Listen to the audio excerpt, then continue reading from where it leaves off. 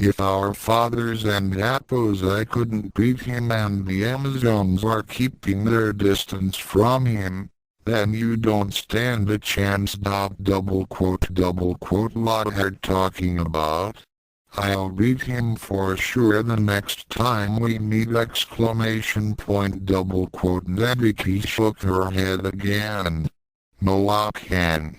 You can break as many bricks and training dummies as you like, but that won't make the slightest difference against a fighter like him. Double quote, I single quote am a martial artist too.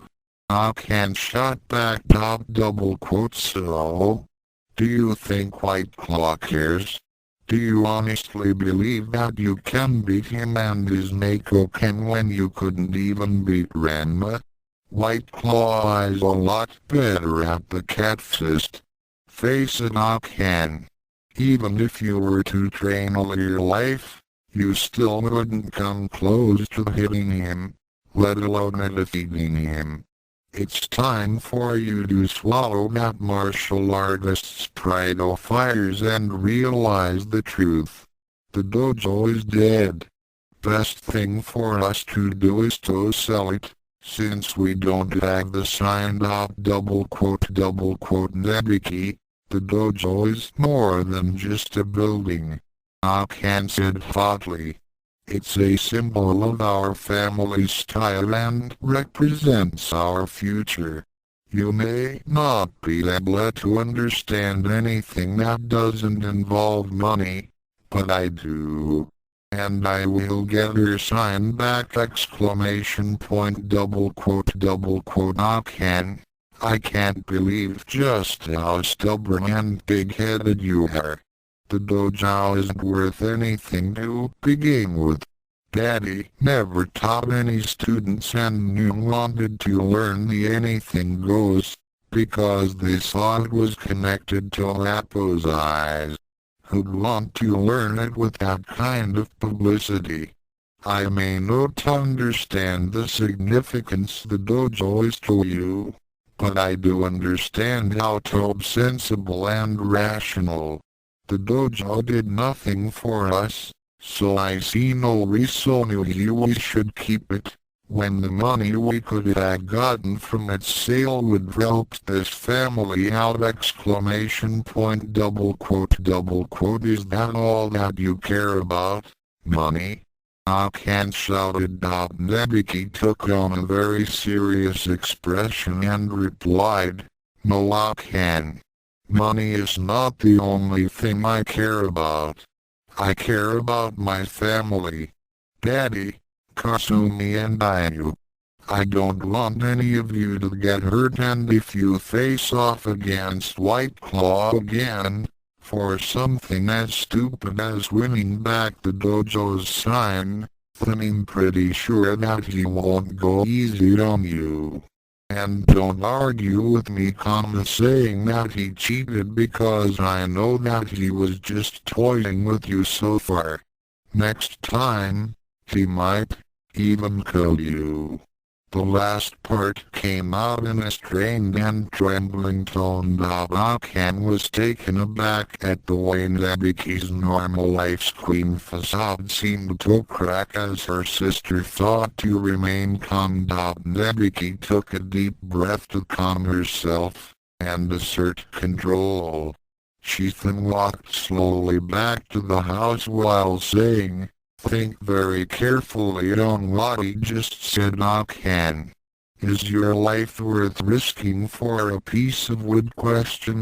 Double quote. Ken was about to reply when she heard the phone ring from inside the house. A few moments later she heard a cry of disbelief and shock from her factor. Double quote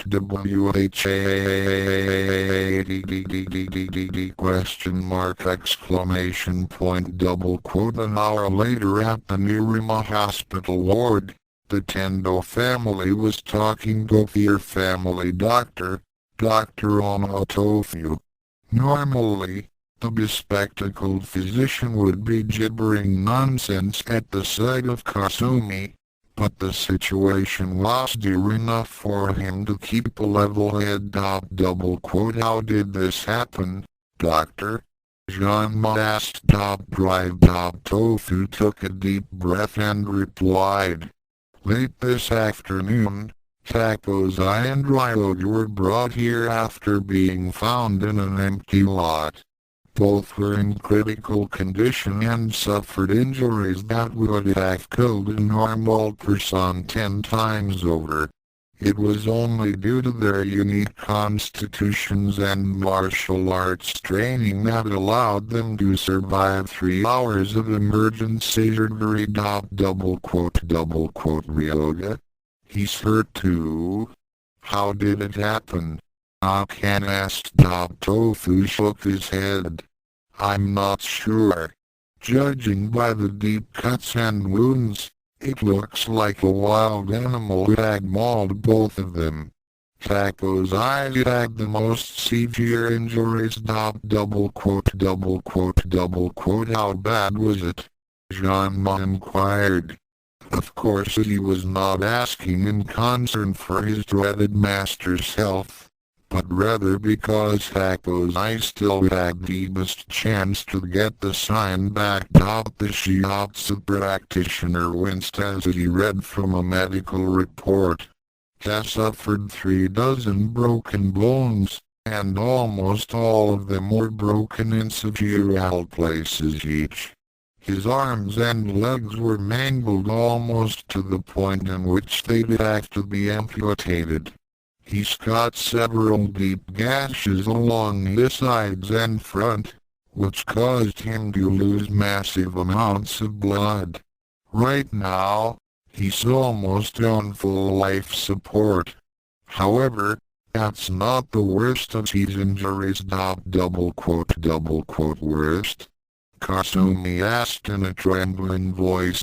Tofu took another deep breath and said, even if his legs were to make a full recovery, they had been rendered useless. His spinal cord had been slashed in 4 places. He'll never walk again. Lot.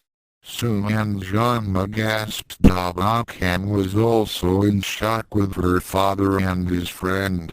Though she hated the little pervert, she had to admit that he was a great martial artist. For someone to have done this to him, drive. Tofu, what about Ryoga?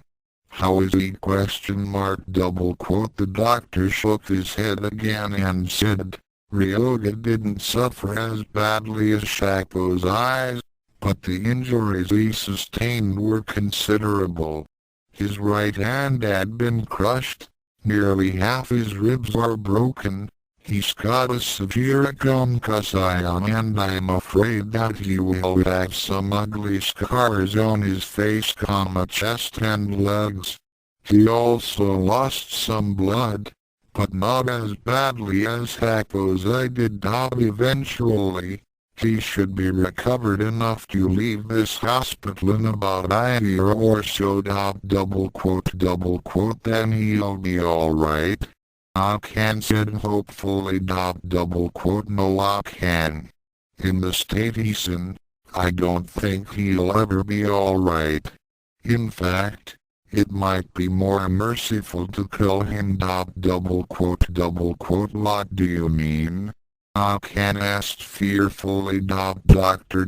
Tofu took a very deep breath and said, when Ryoga was brought in, we had to physically restrain him and use very high amounts of sedative. Why?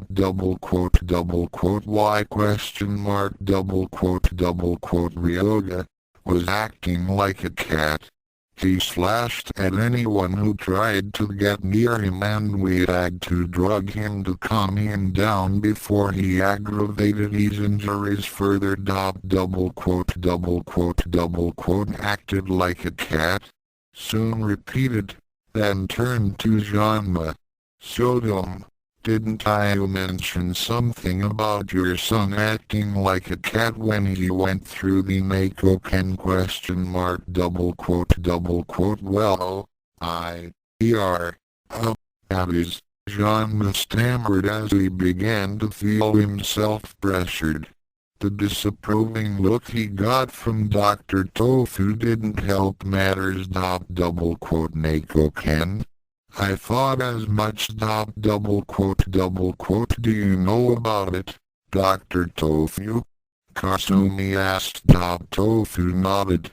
Yes, my sensei had mentioned it to me once and how it works. I have seen some patients that were also Neko Ken victims. The slashes thought Akozai and Ryoga received resemble those made by the Kai claws of the technique. I didn't think anyone would be foolhardy in training someone in a Everyone began to stare at Genma, who quickly started waving his hands and said, "Don't look at me.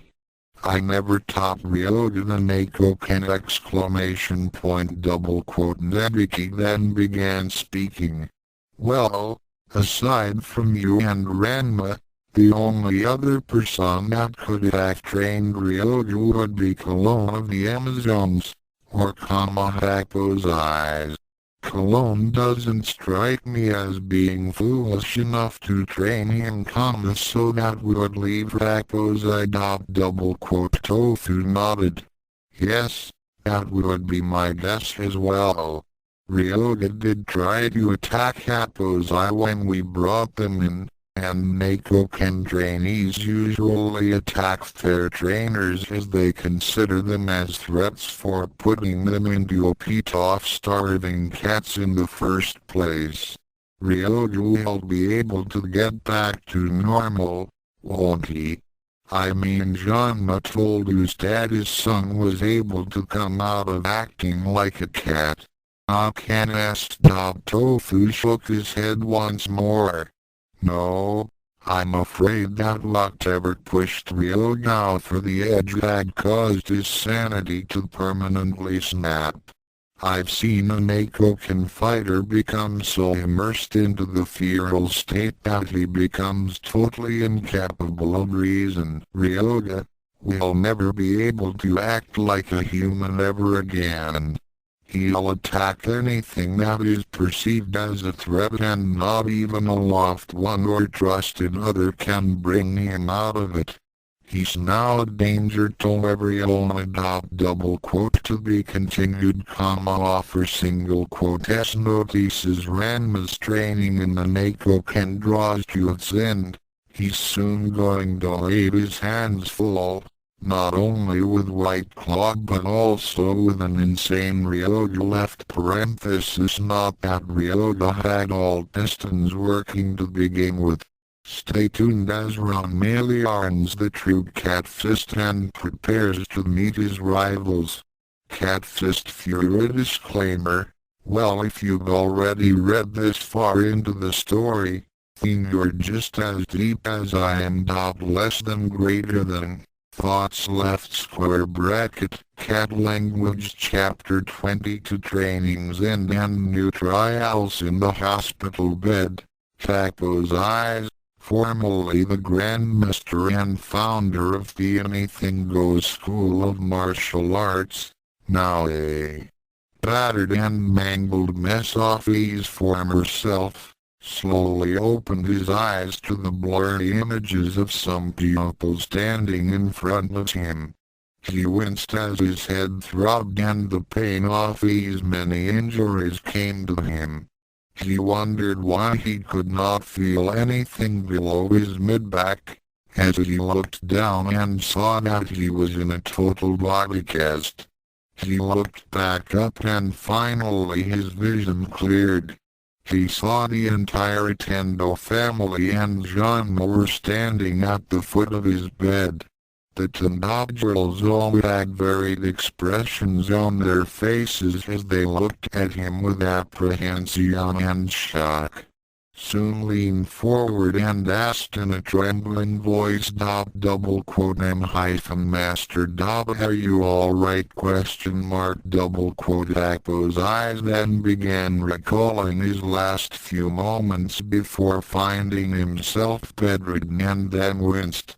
He sadly shook his head as much as the body cast could allow him and replied in a quiet whisper, "Soon. Genma. I can feel my legs Genma winced as he gave his perverted sensei the news. Dr. Tofu told us that your spine had been severed in 4 places. He said, and you'll never walk again. Akpo's I bit down and fought the urge to cry out. He then took a deep breath as he recalled the fight between Ryoga and White Claw. He then said in a sad, yet resigned voice, "I thought as much. The doctor told us that Ryoga had attacked you and No Genma. Akpo's I cut him off. It wasn't Ryoga that did this to me. Though he is now in possession of the Neko Ken, and he did inflict some off-me injuries, he wasn't the one who crippled me. Then who?" Soon asked, though he and the others had a feeling as to who it was. It was White Claw. Flashback. Akpo's I was dodging for his life as a maddened Ryoga continually leapt and pounced on him, despite the grievous injuries from his battle with Jar. The perverted master bit down to keep from screaming as several of Ryoga's key-powered slashes hit home on his chest and arms. The lecher knew that he was in big trouble and took out something to distract the cat-boy. Ryoga suddenly forgot his rage against the one who had inflicted the torture of the Neko Ken training on him. As soon as he saw the ball again, he began playing with it. Then the ball suddenly exploded and Ryoga was sent flying. He hit a nearby wall hard and was rendered unconscious. The blow to the head, plus all of his previous injuries, was enough to render the feral boy inanimate. However, Akpo's I wasn't given a moment to rest after throwing the disguised fuse bomb. A white blur was suddenly upon him and was delivering punches, kicks and slashes with inhuman speed. Akpo's I felt the bones in his body snap like matchsticks. He felt burning sensations over several areas of his body as his flesh was ripped apart. Though the mauling only took a few seconds, the pervert thought that it lasted an eternity as he was pummeled, slashed and mangled to the point of him wishing for death. Then, as suddenly as the attack had begun, it had stopped and Akpo's I found himself dangling by the scuff of his neck. He felt wooziness from the massive blood loss and his body was just now registering the intense pain of the beating. He was barely conscious as he looked at the feral face of White Claw, who smirked at him. Akpo's eyes. Do you know that teaching the flawed Neko Ken to anyone is punishable by death?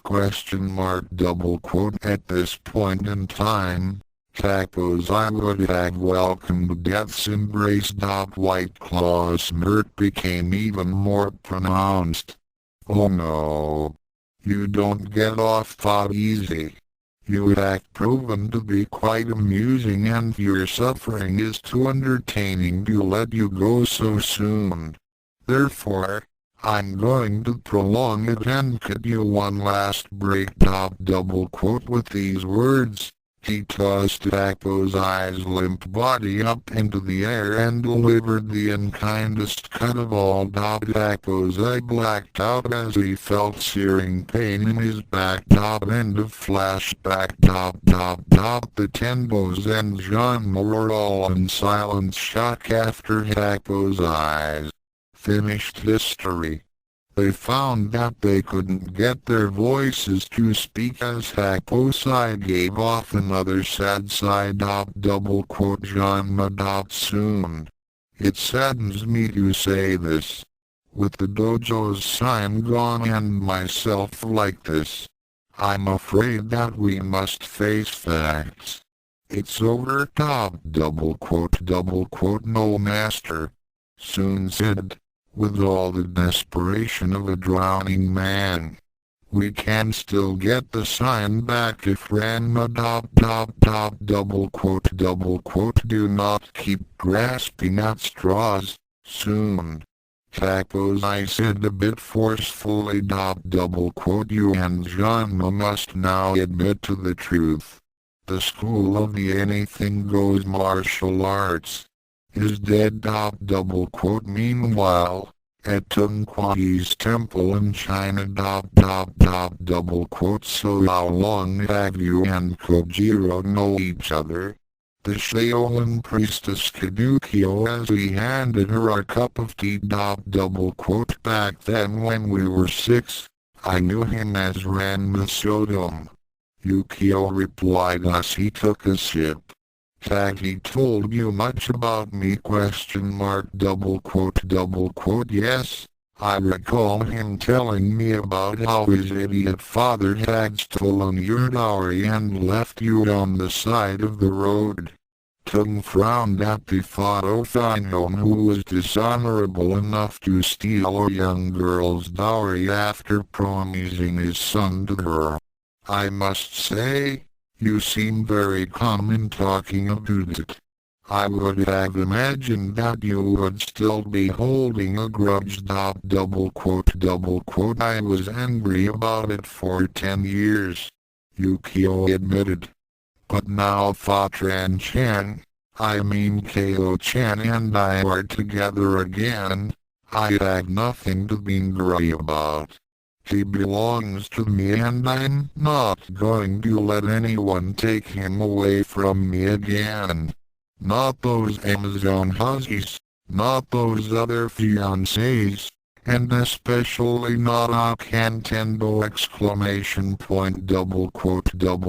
Yes, I recall Kojiro mentioning that his father is trying to force him into an engagement to this girl.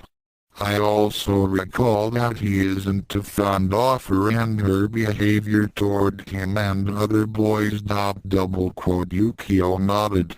When I went to settle things with Ko-chan's father, I found out about the engagement. If you ask me, she doesn't deserve him.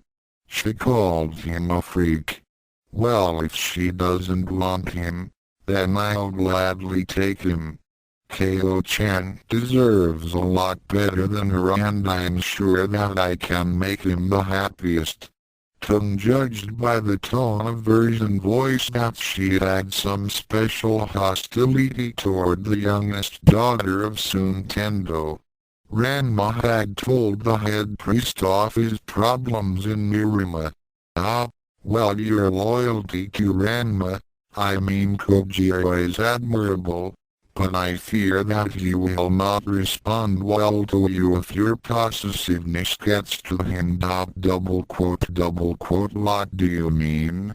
He's my fiancé and Tung held up a hand and said, I'm not arguing that you have a valid claim, but you must take into consideration a few things.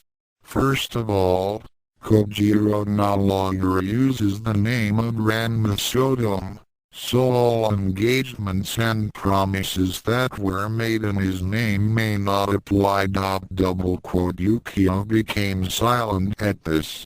She had not considered this. She had been so happy at finding her Ran-chan again, and all the time they spent together, that she had assumed that the engagement between them was still valid. Tung nodded as he continued. The second thing you must consider is the fact that Kojiro is much like the tiger that he transforms into. He is wild and free-spirited and may see your possessiveness as restricting. Has he ever told you this ? Well, yes. Yukio recalled all the times Ranma had been uneasy whenever she mentioned the engagement. She now regretted blurting it out to his friends. She now understood why he was so angry at the Amazons for constantly chasing him and treating him like a trophy. Was she getting just too over-possessive and treating him like property ? Tung nodded as he saw Yukio rethink things. Exactly. Kojiro cherishes his freedom, and it wouldn't do to force something onto him without allowing him to adjust. I'll give you some advice. Give him some space and don't keep reminding him about the engagement. Just enjoy the time you have with him. He must be growing fond of you if he is willing to spend time with you, right? ? Yukio slowly nodded. You see, the priest said. And in any case, you still have the advantage over those other girls, because you happen to be Kojiro's oldest friend. You know him and understand his feelings. Now it is said that being friends is a very good foundation to a relationship. You can take your time. There is no real hurry to get married, is there ? Well, no, not really. Yukio admitted. So what's the rush? Kojiro will always care for you. That much we can both be certain of. It's just that right now, he has other more pressing matters to deal with, and he needs to train in the true cat fist in order to do so. I guess. Yukio said with a shrug. So how long will it be before Ko-chan masters the true Neko Ken ? That is all up to him. Tung replied. As for where he is, only Kami-Samak knows. At that moment. Saber/kick ! Ranma did a somersault kick, which created a crescent wave of energy from Hai's foot. The attack cut a massive granite boulder in half as it went diagonally upward. As he landed on his feet, the cat fist fighter smiled at his handiwork. The new attack added to his growing arsenal of techniques. With the help of Felicia, Ranma had been able to add new aerial maneuvers, stemming from his anything goes training, plus a few kicking moves. He had also made up some new claw techniques as well. For the last few days, Ken had remained in his hybrid form and was now getting used to the extra mass and height. His bare chest was exposed to daylight. His shirt had long since been torn apart during the training, and his pants were now cut off above the knees. He wore no shoes. Not bad, Kojiro. Felicia said as she approached him from behind. Thanks. Ranma replied as he stretched out a bit to relieve the kinks in legs. I figured that I could do a kicking version of my crescent slash attack. I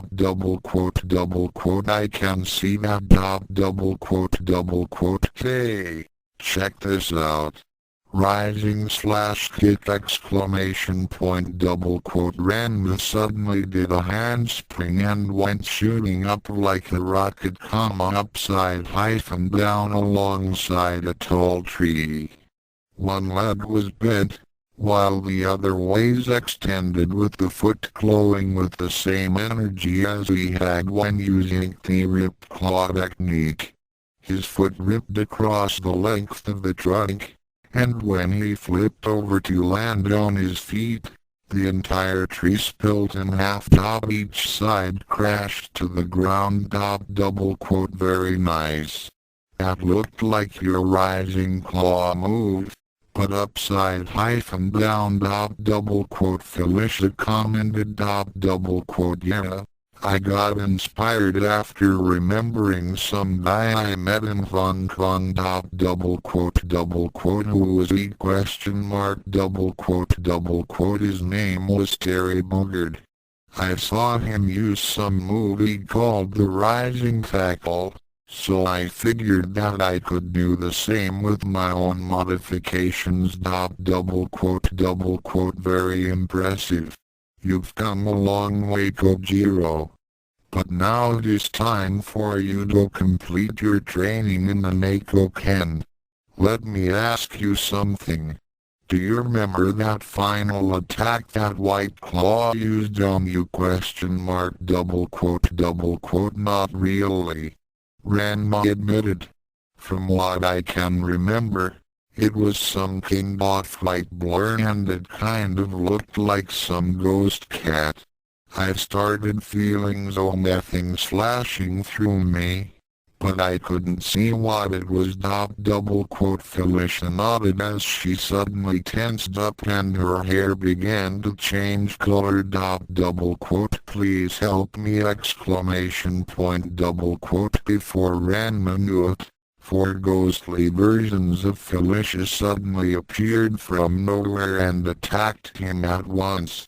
The cat fist fighter was pummeled and slashed from all sides, but managed to endure the brunt of the attack. He was still standing when the ghost figures finished with their assault and vanished. However, a moment later, he pitched forward and fell flat on his face. Double quote. Ow, ow, ow. What the hell was that? Ranma staggered back to his feet and winced as the pain from the many cuts and bruises made his whole body throb. Though his powers allowed him to heal quickly, it still hurt like the dickens. Also, he had a feeling that Felicia had been holding back. Felicia smiled at him and replied, like the feliner, my people were taught the secrets of the Neko Ken by Bastet. What you saw was the ultimate expression of the cat spirit within all practitioners of the Neko Ken. Double quote. The cat spirit within ? Double quote. How do I explain it best? The cat woman held her chin and turned it around. Her tail twitched a bit before she faced Ranma again. Let me put it to you this way. When someone actually gains a foothold in the basic principles of the Neko Ken, they become spiritually connected to all things that are feline, including Bastet and Sigmet. You know, the other cat goddess ? Double quote. You mean, like some kind of possession, like in The Exorcist? Ron must. Felicia shrugged a little. In a way. When you were taught the Neko Ken correctly, your connection to cats became like a possession, which was triggered whenever your fear of cats went too far. However, now that you are a feliner, your connection became more or less stabilized. Your fear of cats disappeared, but not your urges to express cat-like behavior. In fact, you were actively trying to suppress those feelings. That was what was causing you to go into those battle rages. Now the training you received so far has helped you accept those feline emotions as your own. They're a part of you now, and it is time that you learned how to draw out the ultimate power of the Neko Ken from within. Is this that cat spirit you were talking about? Exactly. Now my people and the feliner have developed different methods on how to draw out the essence of the Neko Ken. What you saw was a multiplicative icon of my inner cat spirit. It's not quite as powerful as White Claw's, though I was holding back. My technique does have the advantage of hitting several targets at once, or can be concentrated on one target. Cool. Ranma said, then remembered back to when he fought White Claw. His memory began to clear as he saw himself being hit by a huge ghostly shape that looked like him as a saber-toothed tiger. He then recalled his body being slashed as he was enveloped by the attack and sent reeling. He recalled what White Claw called the attack, Cat Fist Fury. So now you remember, Felicia said as she gazed at Ranma, who was in deep thought. The feliner clan's ultimate attack, the Cat Fist Fury. I've heard of it. If you managed to survive that, then White Claw must have been holding back. The next time, however, I'm certain that he one single quote T. Will you teach me how to do your final move? Ranma asked. Felicia sighed and shook her head. I can't.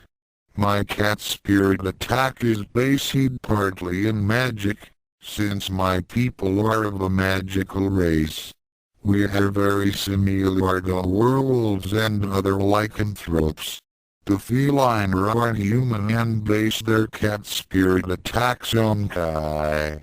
It might be possible for you to duplicate White Claw's attack, but you will have to discover how to do so on your own, or create your own cat spirit technique. How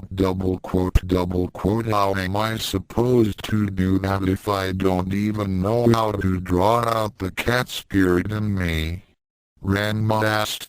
Felicia smirked as she responded. Basted will take care of that. In fact, you are now ready for the final part of your training. Your sessions with Ma are now over.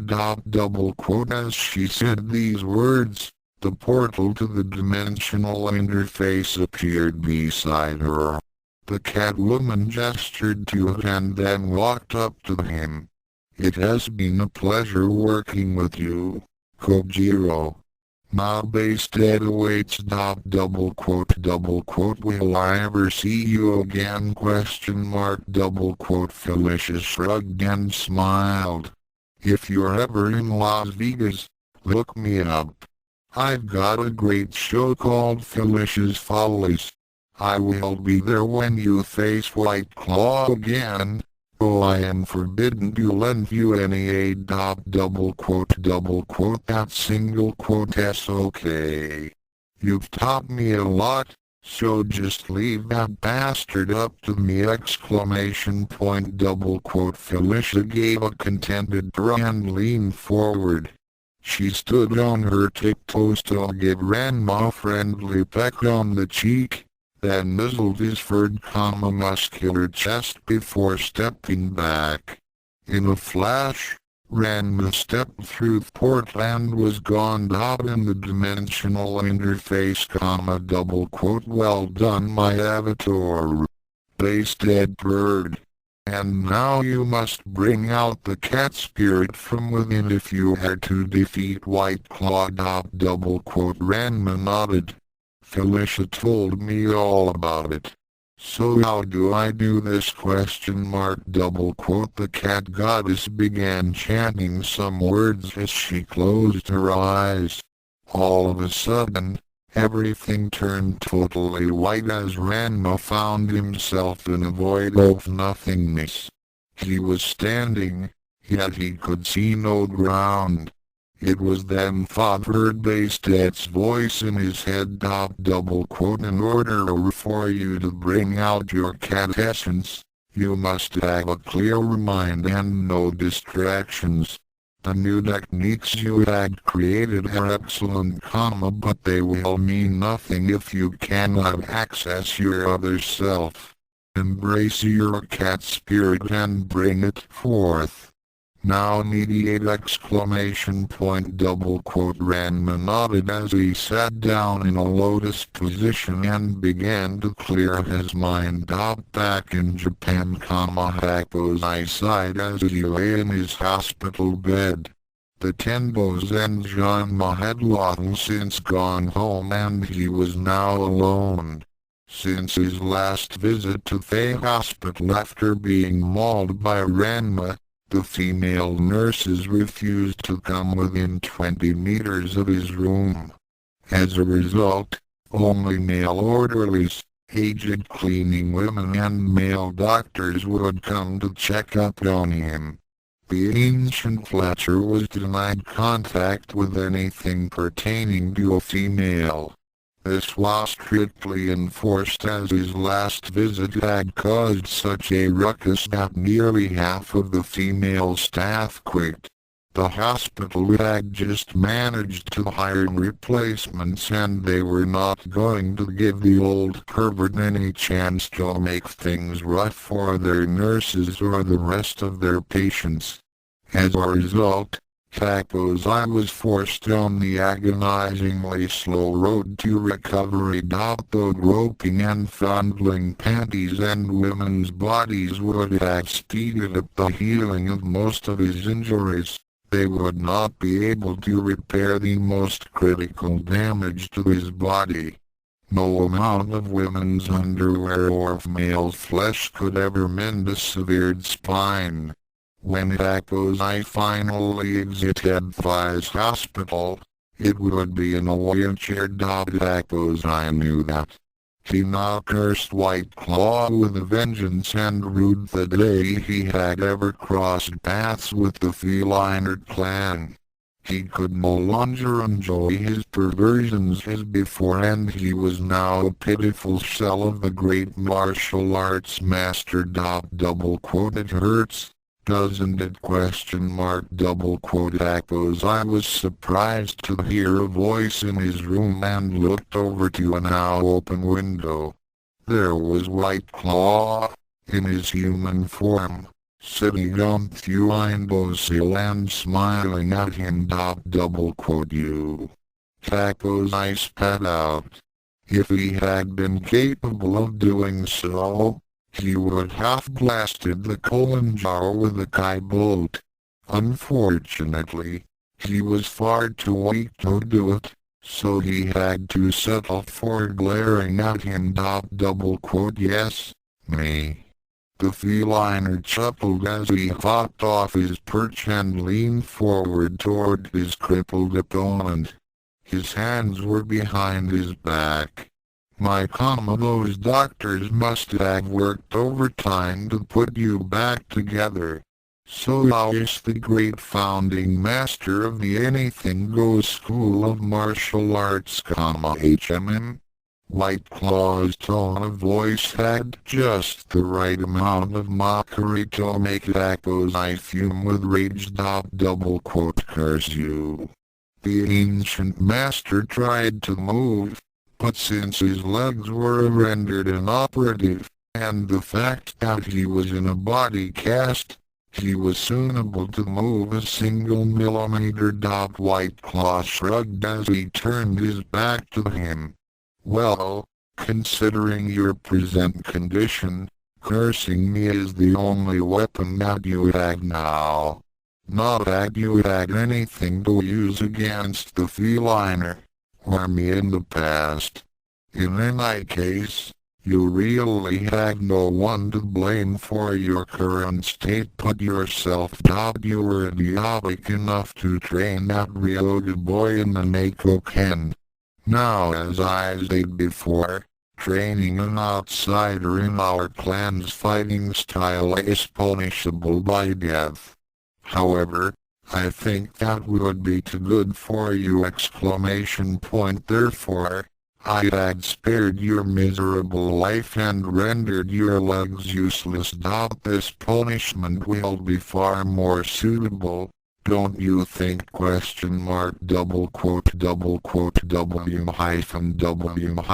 what do you mean? Suppose I did not like the way White Claw was grinning evilly at him. Just how many enemies have you made over the last 3 centuries? All those stores you had run out of and not paying the bill? How many things had you stolen? Suppose I began to sweat. He had not truly realized how many enemies he had accumulated over the last 300 years. White Claw nodded as he continued. How many people hold long-standing grudges against you? I must say that the list of people that are out for your blood is quite extensive. Now you can no longer run, and your martial arts skills have been severely reduced. You can't effectively grope women or steal their underwear to recharge your power, now can you? Without your legs, you cannot go on your panty raids, now can you?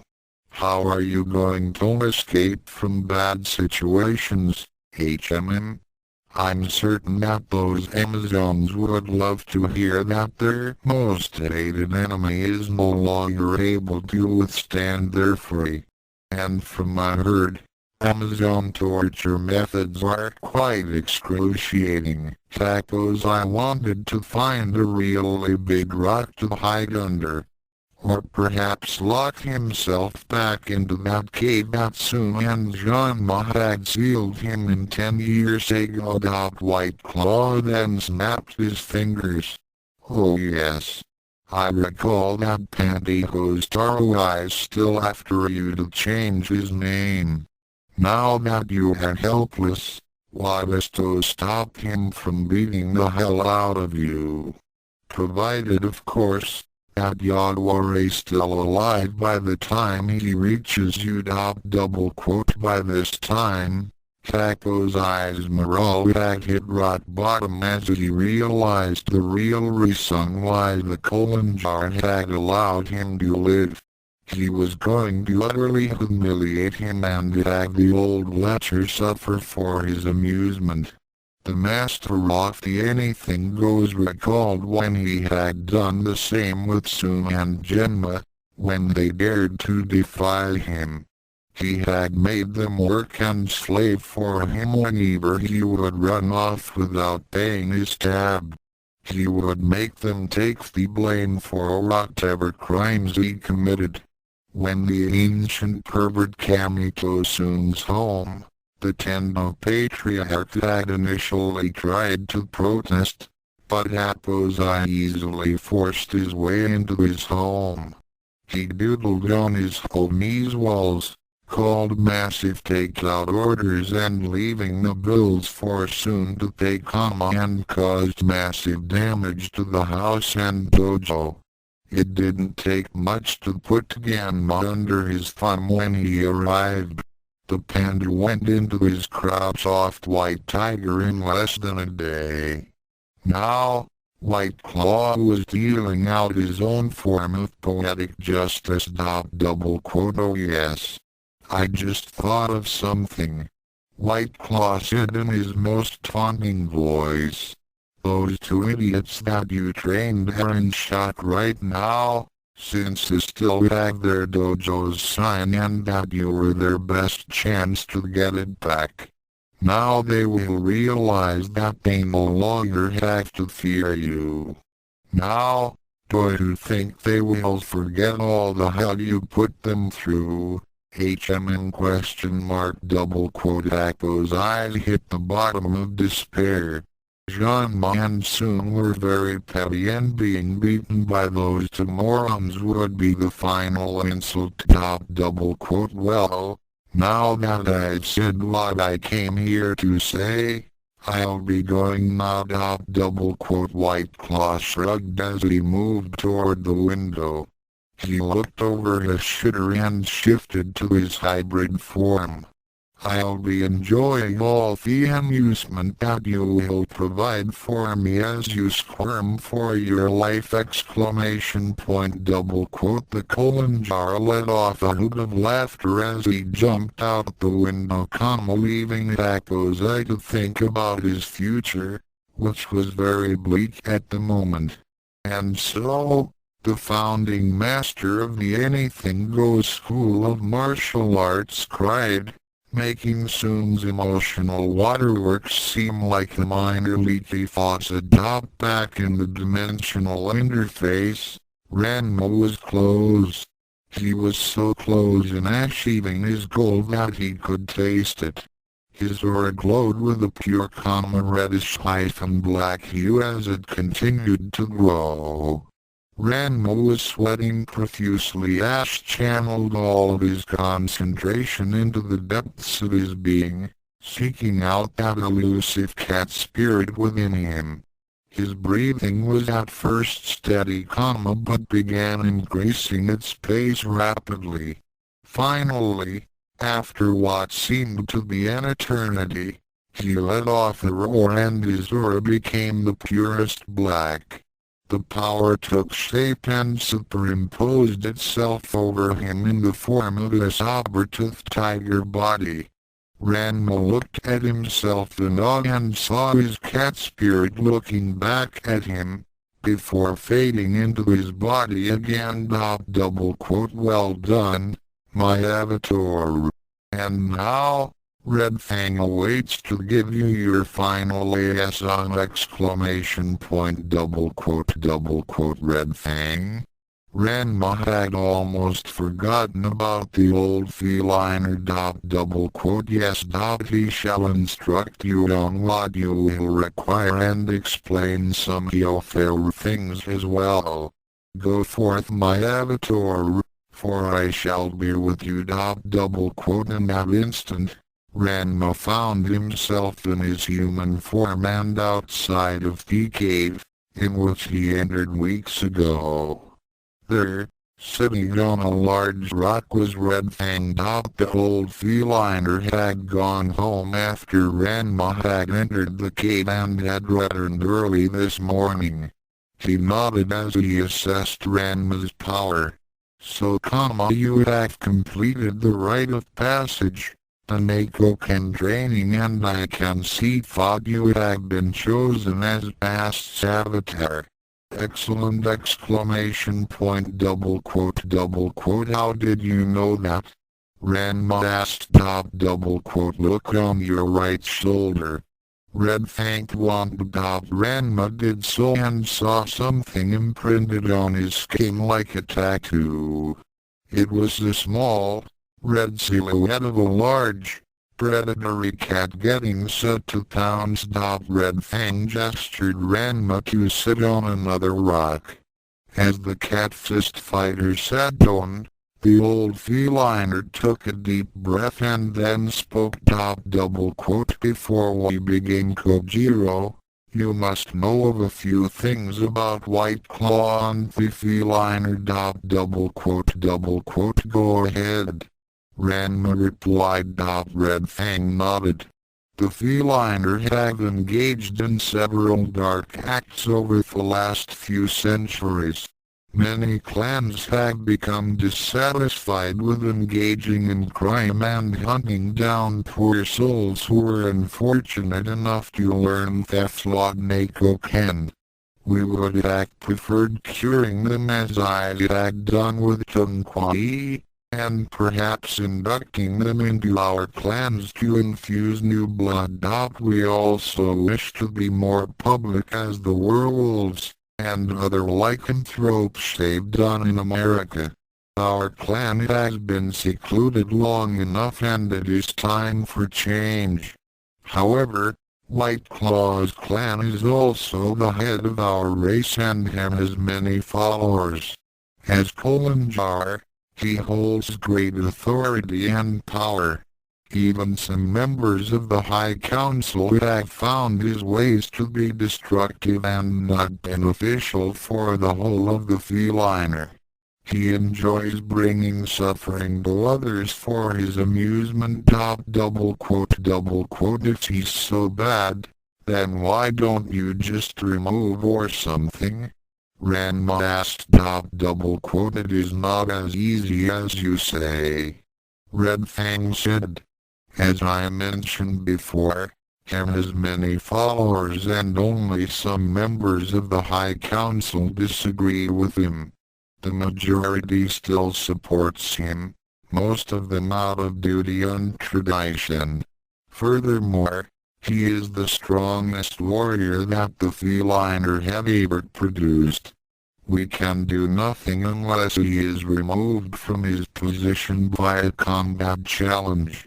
Once he has been defeated, a new Kolanjar may be selected. Ranma didn't like the sound of where this is going. So, are you telling me? Red Fang nodded. You are quite possibly our best and only hope to beat White Claw. I can see that you have the power to equal or overpower his. I am asking you to aid us. Hey, wait a minute. I went through the training to get control and get back at White Claw. Don't get me involved in any political stuff. Why can't you do something about it? I would if I could. However, I had been exiled from the feliner after openly speaking out against him. I am not allowed to challenge him. Like it or not, Kojiro, you are already involved. Red Fang mouth became a firmland. You have admitted that you are a feliner. Despite that, White Claw will still seek you out and kill you. The only reason why you are still alive is that he wanted a greater challenge. That is why he allowed you some time alone to train, though he knows nothing of your becoming based at Samara or completing the rite of passage. And also think of this. You even heard of what is happening in Japan. Have you ? Well, no. Well, he is making quite a bit of mayhem for the Tendo family and a few others. Now I have heard that you do not care much for them, but how long will it be before he turns his attention on your friends and loved ones?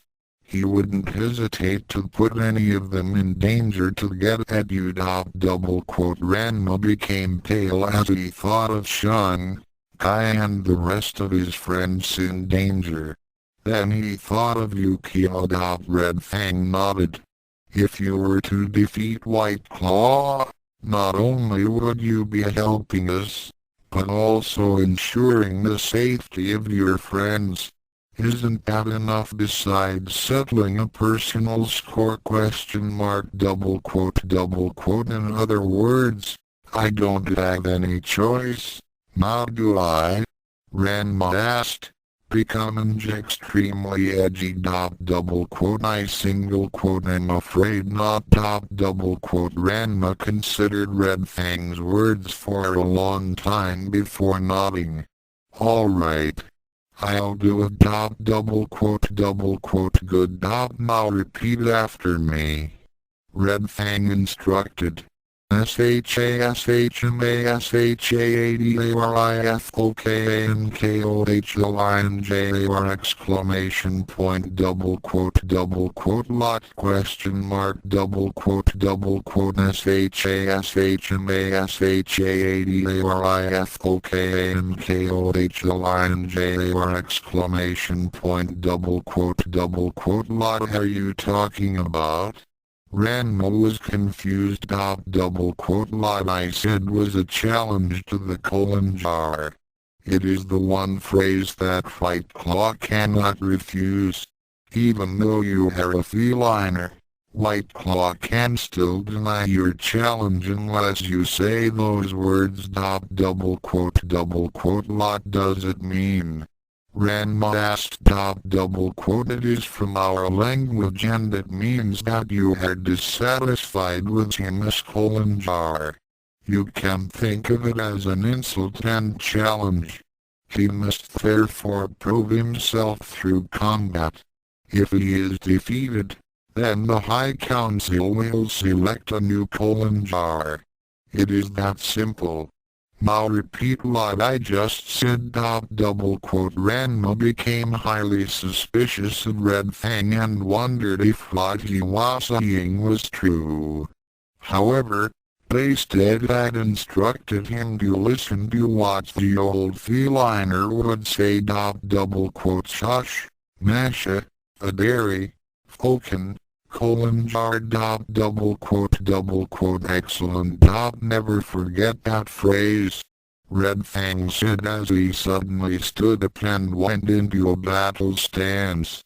Now fight exclamation point double quote Ranma just barely leapt out of the way as Red Fang sprang at him and slashed the boulder he was sitting on to shards. Double quote Lapa. The pony-tailed martial artist began evading the slashes and kicks as the feliner warrior attacked him without mercy. For an older man, he still moved with inhuman speed and Ranma became hard-pressed to dodge. After spending countless training sessions and that exhaustive procedure, brought out his cat spirit. The Neko Ken fighter was tired. Red Fang had the advantage in being merely fresh and with more combat experience. Ranma winked as he barely avoided most of the slashes that come his way. But when Sajiral hit home, he knew he was in trouble. Double quote show me you cat spirit. Red Fang roared as he delivered another series of strikes. Ranma blocked the majority of them, but one punch hit hard in his chest, sending him backward. That was when Red Fang switched to the hybrid form and began attacking Ranma with even more ferocity. Seeing that he had no choice, Ranma also switched to the hybrid form and began returning Red Fang's attacks. He still found himself holding back, as he did not want to kill him with his increased powers. The problem was Funny's opponent wasn't holding back and would soon slice him to ribbons. Ranma found himself desperately trying to find a way to defeat Red Claw without taking his life. He was a fraction of a second too slow to block Red Fang's next punch, which slammed into his cheek and sent him reeling. Ranma found himself on his knees as he saw a bright red aura suddenly flared up around Red Fang. The aura suddenly took the shape of his tiger form and Ranma realized that these must be his cat spirit. Double quote behold. Red Fang's eyes became crimson as he launched the cat spirit forward while raising his arms. Cat Fist Fury exclamation point double quote the wraith suddenly charged forward, and at the same time, Red Fang's body elongated and merged into the shape, disappearing into it. What was left was a raging cat spirit with a feliner within it. Ranma put his arms up in an X block and braced himself as the attack slammed into him. As it had happened before, he could feel the energy as it cut across his body like knives, but he held his ground, and then his aura flared up. There was a massive explosion of Kai energies and Red Fang's attack was blasted back. The cat spirit was knocked down and faded away, leaving a staggered, but still standing Red Fang.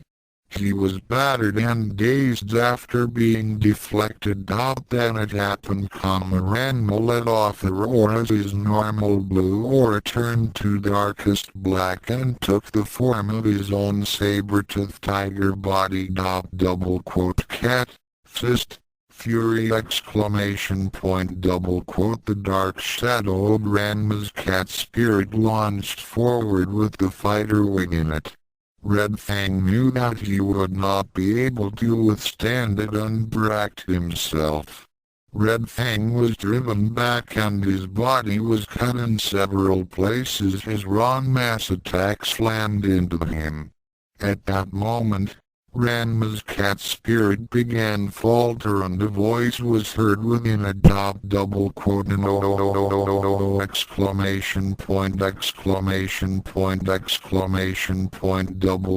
Instantly, the dark form faded away, leaving Ranma shaken and trembling as the feliner fell to the ground in a bloody heap. Red Fang. Ranma caught the injured feliner and carefully laid him down. Red Fang. I'm sorry. I didn't mean to do that! Red Fang coughed a bit and smiled back at him. It's alright, Kojiro. It will take a lot more than that to finish off this, old cat. Good thing that you didn't go at me full force. Sorry that I attacked you like that, but that was the only way I could have taught you the final attack of the Neko Ken. Red Fang then dropped off into unconsciousness from his injuries, which panicked Ranma even more. That was when Bastet appeared beside him. Do not worry, my avatar. He will be fine. The cat goddess touched a finger on Red Fang's forehead and a warm glow appeared around his body. Then faded away, leaving Ranma staring at his empty arms. He looked up at Base. Where did he go? I sent him to a place where he will be cared for while he recovers. Don't worry. What is important is that you know I have the power to defeat White Claw. So that was it. That's why we thought? Indeed. In order to learn the final attack, your cat spirit must fully immerse your physical being. When you first experienced the attack from White Claw, your cat spirit was deeply buried within you. You did not understand how the technique worked. After I had helped you draw it out, your cat spirit learned how to do this after making contact with Red Fangs. Now you know the true meaning of its name, Cat Fist Fury. And now, it is time! To be continued, offer single quote s note s. Well, it's been a while, but the latest chapter is finished. Next chapter, we shall see Ranma's return to Japan and his reunion with Yukio, as well as more trouble being stirred up by White Claw. Cat Fist Fury. Disclaimer: please don't sue. I think that says it all. Less than greater than. Thoughts Chapter 23 Preliminary to battle Kalagni sighed as she and her great-granddaughter prepared to close up the Neko Ken for the night. It had been several weeks since she or anyone in Ranma had heard of any news concerning Ranma, or rather Kojiro. Her rival Mascara had departed with her husband hunting group to go search for new candidates for inductance into the tribe. Cologne knew that it was lie. She suspected that Mascara and her party was actually searching for Ranma. Shehad told Mascara that Ranma had left out of cowardice, though both elders knew that she was trying to get Mascara to forget about snaring him. As of now, Cologne and Shampoo were actively listening for any sign or news of Ranma and keeping a close eye on the one called White Claw. The 300-year-old martial artist gave Shampoo strict orders not to challenge White Claw. She sensed a power within him that dwarfed her own, and she was certain that he could not be controlled if he was a member of the Amazons. It was then that she felt a chill and whirled about to see White Claw himself leaning against the open front door. "I'm sorry, but we are closed for the day," Cologne said after mustering her courage. The raw power she felt from him was overwhelming, and she could detect the faint emanations of recent bloodletting. This person unnerved her. He was like a powerful predator with a presence that made itself known to all not to get him angry. "Please come back tomorrow," Shampoo said as she gazed over the feliner's well-muscled form, which reminded her of her iron. White Claw smirked as he shook his head. "Oh, I am not here to order. Actually, I want to give you some information, Elder Cologne of the Suzuku. You know of me?" Cologne asked. "Why yes. I have access to vast resources, and I know about your tribe, my clan's association with a certain Akozai. Happy." Cologne lisped. She still carried a grudge against him after him had stolen the treasures of their village 3 centuries back. "What I saw your connection to him?" The Kolanjar shrugged as he responded. "Well, like your tribe, my clan had their treasures stolen by him. However," White Claw smirked, "unlike you, we got them back, and Tadako's eyes the air of stealing from us.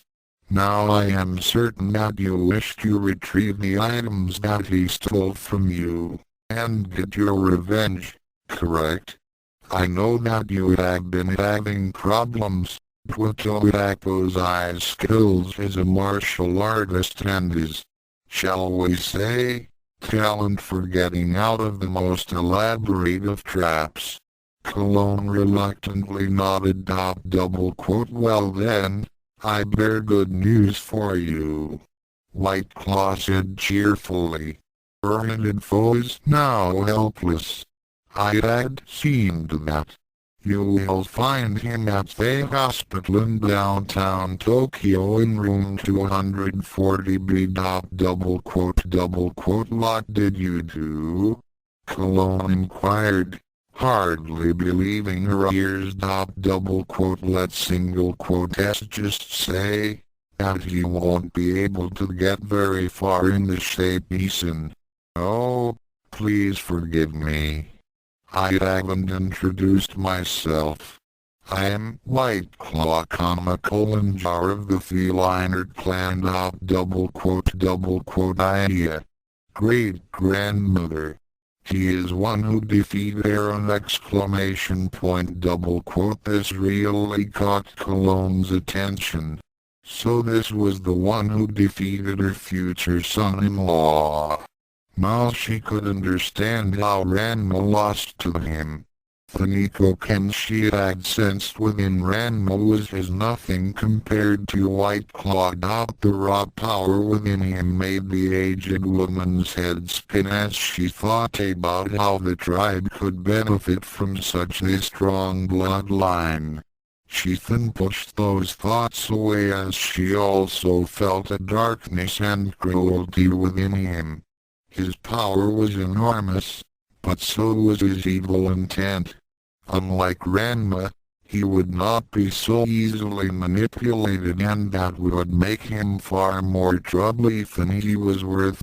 Cologne looked at White Claw and could tell that he wasn't lying about Thako's eyes. Her thoughts became evil as she thought of all the things that she had wanted to do to Thako's eyes, since he stole from the tribe. Due to his formidable martial arts skills, taking revenge on Thako's eye was not a simple task. If what White Claw had told her was true, then the perverted master of the anything goes shall finally be brought to justice. Amazon style exclamation point. Still, despite this information, Cologne was suspicious of White Claw. Though this is very good news, just why are you telling me this? What my sire's taken informing me? Oh, just getting the ball rolling for my own amusement. White Claw replied as he looked at her with a calculating gaze. And speaking of amusement, I was wondering why the Amazons had not challenged me as of yet. From what I can see, you alone are the equal to that of Thako's eyes. Would I care for a match? Or perhaps your lovely great-granddaughter would like to test her skills. Champa gasped a bit as he looked in her direction. Cologne thought very carefully on this. Though she had no doubt that White Claw could defeat Shampoo with relative ease, thus becoming her husband by Amazon law, there was something about him that still unnerved the matriarch. He had defeated Ranma and therefore was far more powerful. Such power was unpredictable and difficult to control, if it could be controlled. If White Claw had defeated Thako's eye and left him crippled, then it was a safe bet that Cologne would only have the slightest of chances of defeating him. Since his appearance in Mirima, Cologne had been doing some research, delving deep into the ancient texts of Amazon history. There had been some mention of encounters with unbeatable warriors that possessed cat-like powers. There was even a name mentioned, Feliner. Those ancient legends were usually dismissed as fairy tales and such, but after witnessing Ranma and his powers, and now meeting up with an actual member of that clan, Cologne knew that the stories about them were true. Forcing White Claw to become part of the tribe could result in disaster for the Amazons. In her eyes, the Kolanjar could likely slay 3/4 of the tribe and perhaps half of the Council of Elders. If he called in other members of his clan, then the Amazons would stand no chance of survival. Though they were a proud people, the warrior women knew when not to fight, especially against a foe that could annihilate them. No, the consequences were too high to attempt a bid to get White Claw. Ranma was the safer coach, since he was not a part of the Feliner. Yet he possessed the power of those warriors. But little did she know that Ranma had already been inducted into the clan. Although this hurt her pride, Cologne knew that accepting his offer for a challenge was comparable to suicide. She swallowed hard and said with great reluctance, "Thank you for the offer, but with this news that you bring us, we must now prepare to take our revenge on Akozai. Pity. White Claw said with mock sadness, though he was enjoying the expression on Cologne's face. He knew that she must be gnashing her teeth at backing down. He then shrugged his shoulders. "Ah well, perhaps another time then. Good day to you." He then left the Neko Ken, and as soon as he was gone, Shampoo turned to her relative.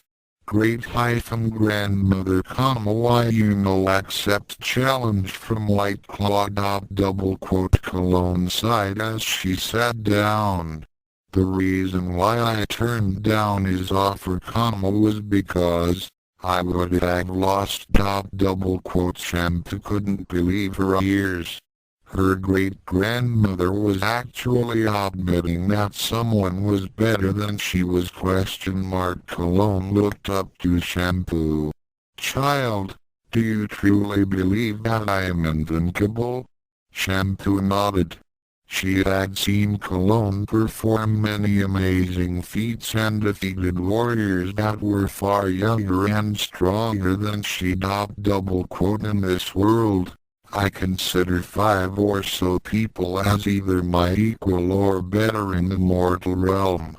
Cologne paused for a moment and thought, then continued.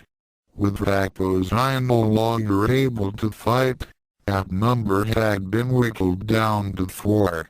Now however, that number has increased to 6. 6. Shampoo said in surprise. "That person who just left here was the 5th. And as for the 6th, I hope that he returns, for he may be the only one who can defeat him." Cologne was worried as White Claw was now starting to take an interest in the Amazons. She had already heard about the troubles he was causing for the Tendo family, which resulted in permanently crippling Ako's eyes. She could tell that White Claw was just tormenting them to amuse himself, and the matriarch did not want any part of that. She had suspected that Ranma had disappeared to train for a rematch, and she hoped that he would return in time before the Kolonjar decided to make the Amazons his new playthings. Back in China, Ranma kneeled as he was receiving the final instructions from Bastet. He had defeated Red Fang in fair combat. The old feliner, though he was still in exile, retained the right to induct any outsider Hakuno of the Neko Ken into his branch of the clan. Bastet had checked up on him as he was recovering, and he had informed the cat goddess that Ranma was no officially part of the feliner. As such, Ranma now had all the rights, privileges and access to their resources. With this inductance, Ranma also gained a new name. "Your feline warrior name shall be Saber-Claw. Rise my avatar! ! Saber-Claw now rose to his feet, and Bastet made a sweeping gesture. His tattered clothes suddenly glowed with a bright light and reformed. His pants elongated, and a new GI top appeared on him. Ranma found himself wearing a form-fitting GI that was made of jet black silk. The tunic was sleeveless and it had a V-shaped opening in the front, showing off some of his muscular chest. On the back was a stylish insignia of a tiger's head in a white and gold silhouette. His arms had simple bracers on the wrists and his bare feet had black bandages around the ankles and part of the shins like a kickboxer's. His long hair was rubbed in a simple, lush ponytail with scarlet band. Ranma looked down at his new outfit, then nodded. He shifted to his hybrid form, and noted that the new clothes simply expanded accordingly so that they were still comfortable, but not skin-tight like Brittany Digger's clothes. The Workita was forced to buy clothes that were several sizes too large for her human form so that they'd fit her in her hybrid form. Now, go forth and return the feline Aru to its true path. Saber-tooth. Basted gestured to a portal, which opened up beside her. Ranma nodded and entered it. In Japan, You sent for me, sir? The aged servant asked as he approached his master. White Claw nodded. Yes. I had received word from my spies that certain associate of Kojiro had gone to meet with another friend of his, a Shaolin priest named Tunquai. Sir. The servant didn't understand. White Claw handed him a small envelope. Red Fang had ignored the laws when he spared Tunquai all those years ago. He thought he could hide the facts from me that an outsider knows of the cat fist and that he neither ended his life, nor inducted him into the clan. As such, Tunquai must die. At the Shaolin Temple, few hours later, How are you tonight, Quanji-san? Tung asked. Fine, thank you. Yukio replied as she walked with the aged priest up the stairs toward the main temple building. As the sun moved toward the horizon, the young Okonomiyaki chef wondered if her Ran-chan, her Ko-chan would ever return. It was then that she saw some dark shadows suddenly dart out and land in front of her. She then saw three figures standing before them as they reached the front of the temple. They were all dressed in black and she didn't recognize any of them as they twist dances that were strangely familiar. She then realized that they were making poses that Ranma had used during the no-holds-barred tournament. Who are you? Yukio asked as she tensed up. One hand went up to grasp the handle of the battle spatula she carried on her back. What do you want? The first person ignored her as he directed his attention to the priest beside her. Tunquai? The old man nodded. I am. And who are you? The leader was taller than the other two and had straight, black hair that went down past his shoulders. The other two were identical twins and each sported reddish-brown hair cropped in a short style. The leader assessed tongue and nodded. Our names are not important. The Kolanjar of the feline clan sends his greetings, and I am sorry to say, his farewells! Without warning, the three suddenly sprang forward with inhuman speed. Before Yukio could even begin to react, she received a hard kick to the midsection and was sent sprawling. She managed to roll with the blow and grasped two throwing spatulas on her bandolier. She then hurled them at erupment while getting up, but was shocked to see the one she was fighting casually make a sweeping gesture and slicing the projectiles into the metal confetti. You know the cat fist? Yukio gasped. Know it. The feliner said flatly. We are the cat fist! As Yukio was being distracted, the other two feliner members attacked Tanquai. The old priest wasn't as strong as he used to be, but he was far from helpless. Well versed in kung fu and a few other fighting disciplines, Kung managed to hold his own against his attackers. However, like the cat that looked to play with a mouse before the kill, the feliner were holding back much of their abilities as they wanted to confirm that the Shaolin priest knew of the cat fist. The old priest at his side received a glancing swipe, which tore at his robes and bit into his flesh. He retaliated with a straight kick, but too easily danced out of the way. Not bad. One of the feliners said. You have some considerable skills. The other nodded. Indeed, yet you still have yet to show us your true power! The two feliner upped the ante by slashing a few more times at Tung's chest and arms. The priest winced as his attackers drew more blood. Despite his skills in the martial arts, Tung knew that he was no match for the sheer ferocity of his opponents.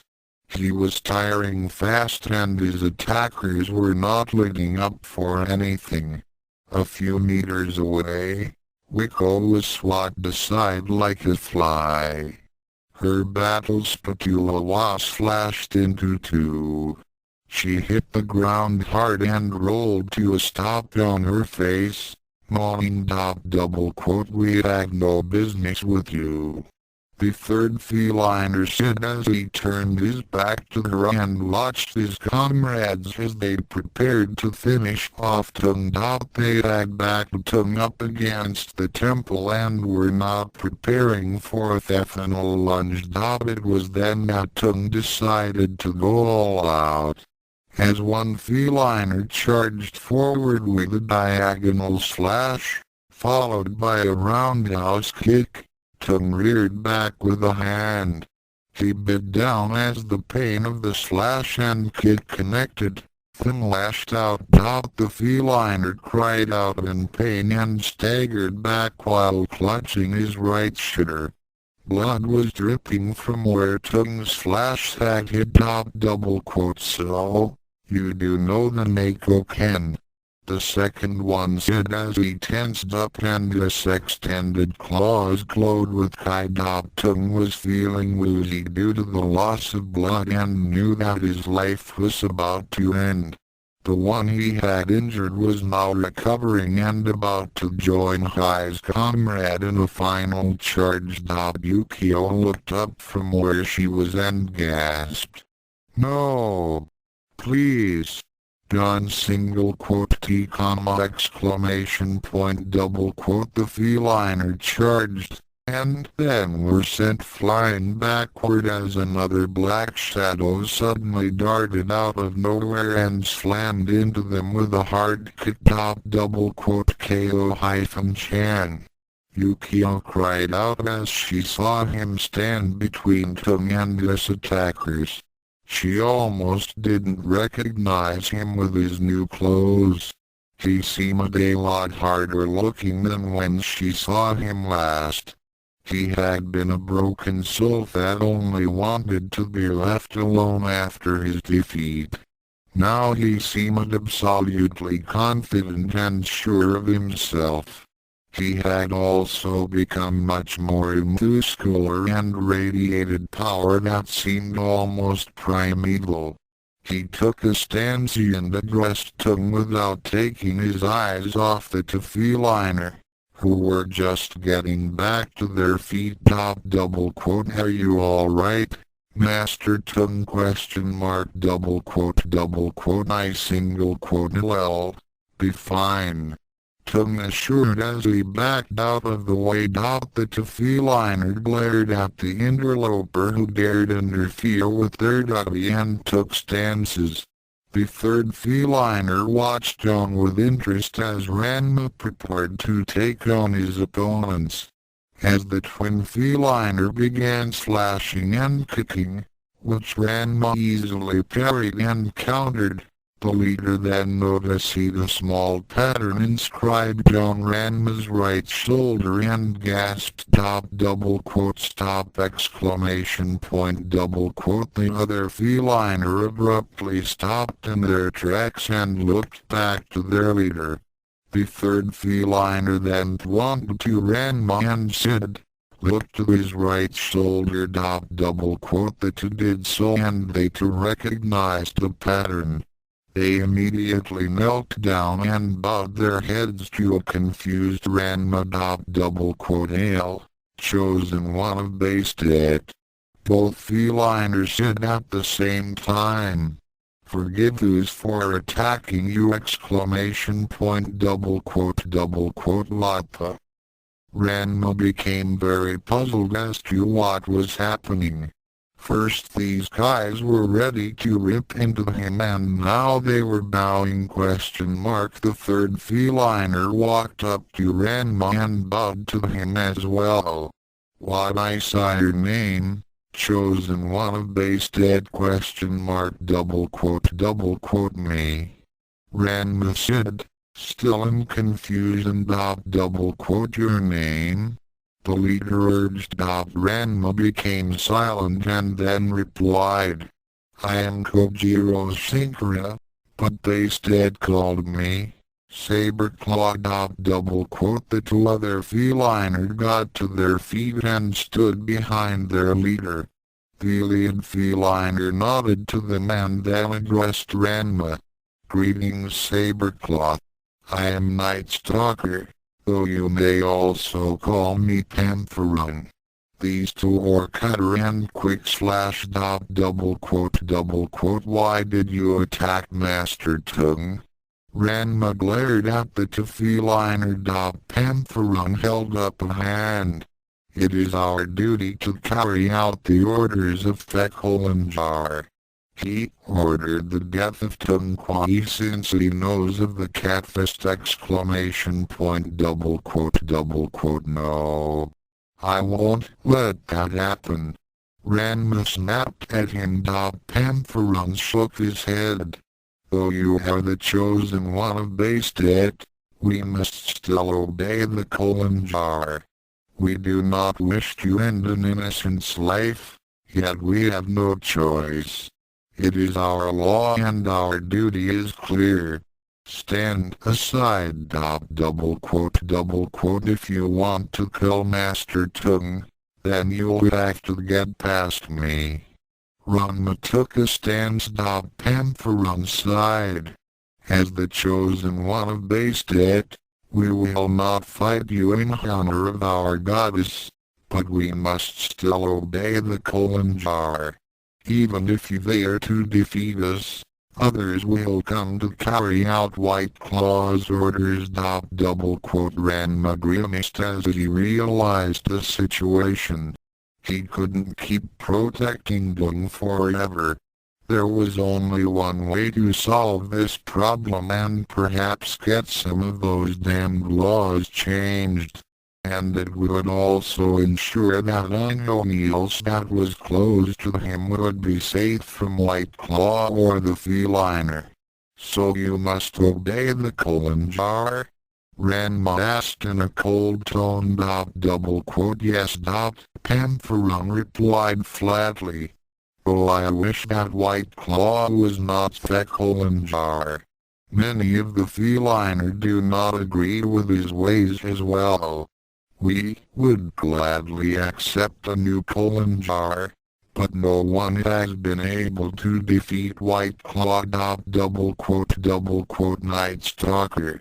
"Don't say things like that about the Kolanjar," Cutter said and shot. Pantherun snorted. White Claw already knows of my despising of him. He takes pleasure in sending me to kill poor fools and innocents who attempt to learn the Neko Ken. He disgusts me, but he knows that I can do nothing against him. Well, maybe after he is no longer Jar, you can tell him what I really think of him. Ranma said.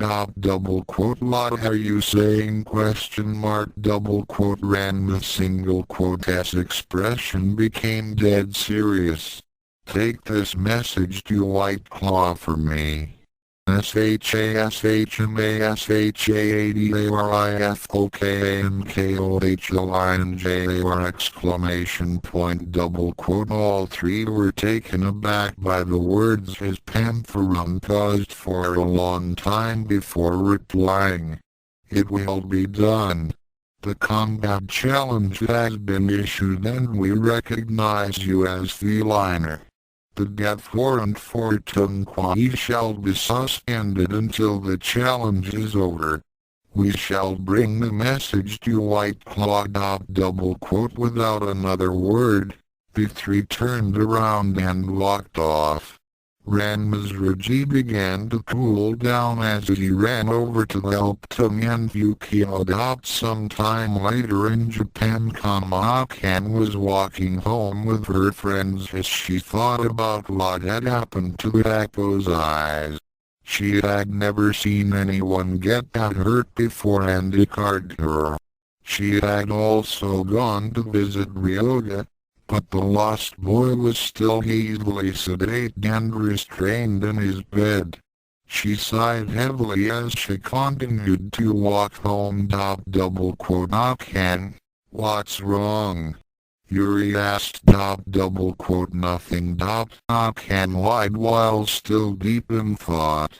She was still trying to figure out how to get out of the mess that her family was in. Two chances remained to get the dojo's sign back. Tako's eye was permanently crippled. Her father and that fat friend of his were wailing non-stop about how the Anything Goes was doomed and that the schools would never be united. Less than right. Like I'd ever marry a freak like Ranma. We don't need him.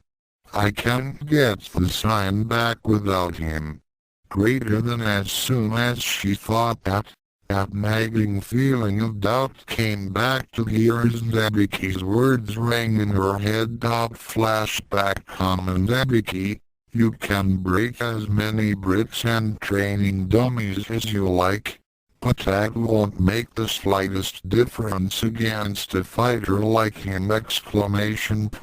Ken, I'm a martial artist! Zabiki, so? Do you think White Claw cares? Do you honestly believe you can beat him and his Neko Ken when you couldn't even beat Ranma? Even if you train all your life, you still wouldn't come close to hitting him, let alone me defeating him. It's time for you to swallow that martial artist's pride of yours and realize the truth. The dojo is dead. Then Zabiki's final statement came to her. Zabiki, is your life really worth risking for a piece of wood? End of flashback. Ken shook her head in frustration. She was the best martial artist in Arima before that damned Ranma had shown up and ruined everything. Now her family was about to lose their legacy and it was all his fault. They didn't even have confidence in her abilities anymore. Her father and Genma were still hoping that Ranma would return and win back the sign, but she'd show them. She'd show them all that Nintendo was the one to carry on the Anything Goes and not some freak! Ken fists clenched as she said goodbye to her friends and walked into the house. She soon began her training regimen with intense rage and fire. She single quote D show them all exclamation point back in China comma double quote I thought I told you not to follow me. Fuken. Ranma said as he applied a cold compress to Yukio's head. Double quote I couldn't stay away Rancha. I mean, Ko-chan. Yukio replied as she gratefully took the cold pack. She had managed to survive the encounter with the feliner with only a few bruises. Double quote well, it is good to see you again. Ranma said as he gave her a hug, which she eagerly returned. So what's been happening in Japan since I've been away? Double quote Yukio began explaining what had been occurring since he left. She told them about the Tenbos losing their dojo's sign to White Claw and their failed attempts to get it back. She told him about her encounters with Genma and the promise he had broken 10 years ago. She had also told him of that trouble that was stirring up and how it was going to affect everyone if Ranma would not return. Ranma sighed and nodded after Yukio had finished with her tale. It was just as well that he was coming back. He missed his friends at school and wanted to get on with his life as soon as this battle was over. At least, things couldn't get worse. A few days later in Mirima, double quote White Claw. I challenge you exclamation point double quote the Kolanjar had just looked out his window and saw Kantendo and Herji waiting for him outside. He smirked as he nodded and pointed to the empty lot. 3 days ago, he had received the challenge from Ranma after Night Stalker and the twins had contacted him. He was now eagerly awaiting this return and decided that Akan's challenge would be the last chance he would give the Tenbos or Genma Sodom to get their sign back. The final opportunity would be reserved for Ranma. He chuckled as he went to meet with the short-tempered heir of the Tendo Dojo. Nightfall, double quote where single quote Akan. I didn't see her at school today. Nebiki asked. Double quote I haven't seen her either. Kasumi replied. I saw her leave for school this morning. Are you saying that she skipped class? That's not like her. Double quote Nebiki wondered why Akan would cut school. Then her blood became cold. Oh no. You don't suppose question mark double quote Kasumi also became pale. But Father had forbidden her to challenge White Claw again. She wouldn't single quote T exclamation point double quote. That was when the phone rang and soon went to get it. Double quote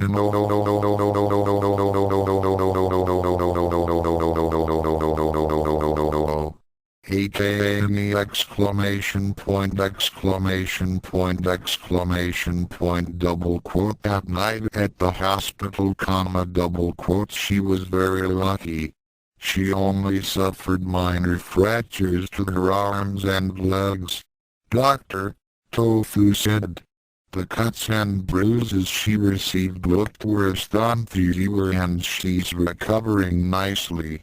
However, double quote, however, soon asked nervously as his family and Genma were standing outside of Akan's room. Double quote, she received a very nasty cut across her face and it's going to leave an ugly scar. Double quote, that single quote s when soon's waterworks started. Akan. Ken exclamation point double quote Kasumi was too shocked to say oh my exclamation point single quote Nebiki was stunned. How could Ken could be so foolhardy question mark Genma was out of a job. That was when Dr. Tofu handed him a piece of paper that was found down here when she was broadened. It read :9 down. 1 to go. White cloth message was written in Ken's blood. To be continued, offer single quote s no test. Well, I guess this chapter was a bit on the dark side, but now the main event is here. Next chapter, in this corner, dressed in white, the jar of the feline clan.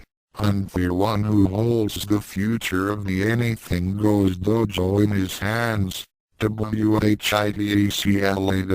exclamation point in this corner, dressed in black, formerly known as Ranma Sodom of the Anything Goes School of Martial Arts, now going by the name of Kojiro Shinkara, also known as the Tokyo Tiger. Saber claw exclamation point let single quote s get ready to rumble exclamation point cat Fist Fury disclaimer. Where has my disclaimer gone? Oh where can it be question mark less than greater than, thoughts less than greater than. I've the Tiger chapter 24 part 1 finally. Rematch.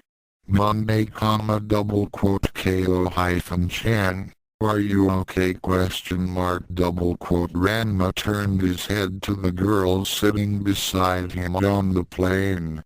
Question mark oh, I'm fine you can double quote are you sure? You looked like you were a million miles away. What are you thinking about? The fight question mark double quote yeah, I suppose that would be obvious. Ranma replied double quote John single quote don't worry about it, Ko-chan. You are going to win. I just know it. You didn't go through all that training for nothing exclamation point double quote yeah. Well still double quote still what question mark double quote still, I've been getting the feeling that this fight is more than just talking on White Claw again double quote what do you mean? Yukio said double quote I have a nagging feeling that this fight is not just between White Claw and me. I just have this feeling that the outcome of this fight is going to affect a lot of people. Mind you, I'm not fighting for the sign of the Tendo Dojo double quote I know that. Yukio said. She didn't really have anything against the Tendo family, except for the fact that Ranma's jackass father was trying to get for Ko-chan to marry Ken. As far as she was concerned, Kojiro was her fiancé. Genma had taken her dowry and spent it. That and all the other crimes he had committed had invalidated the promise he made to the Tendo's.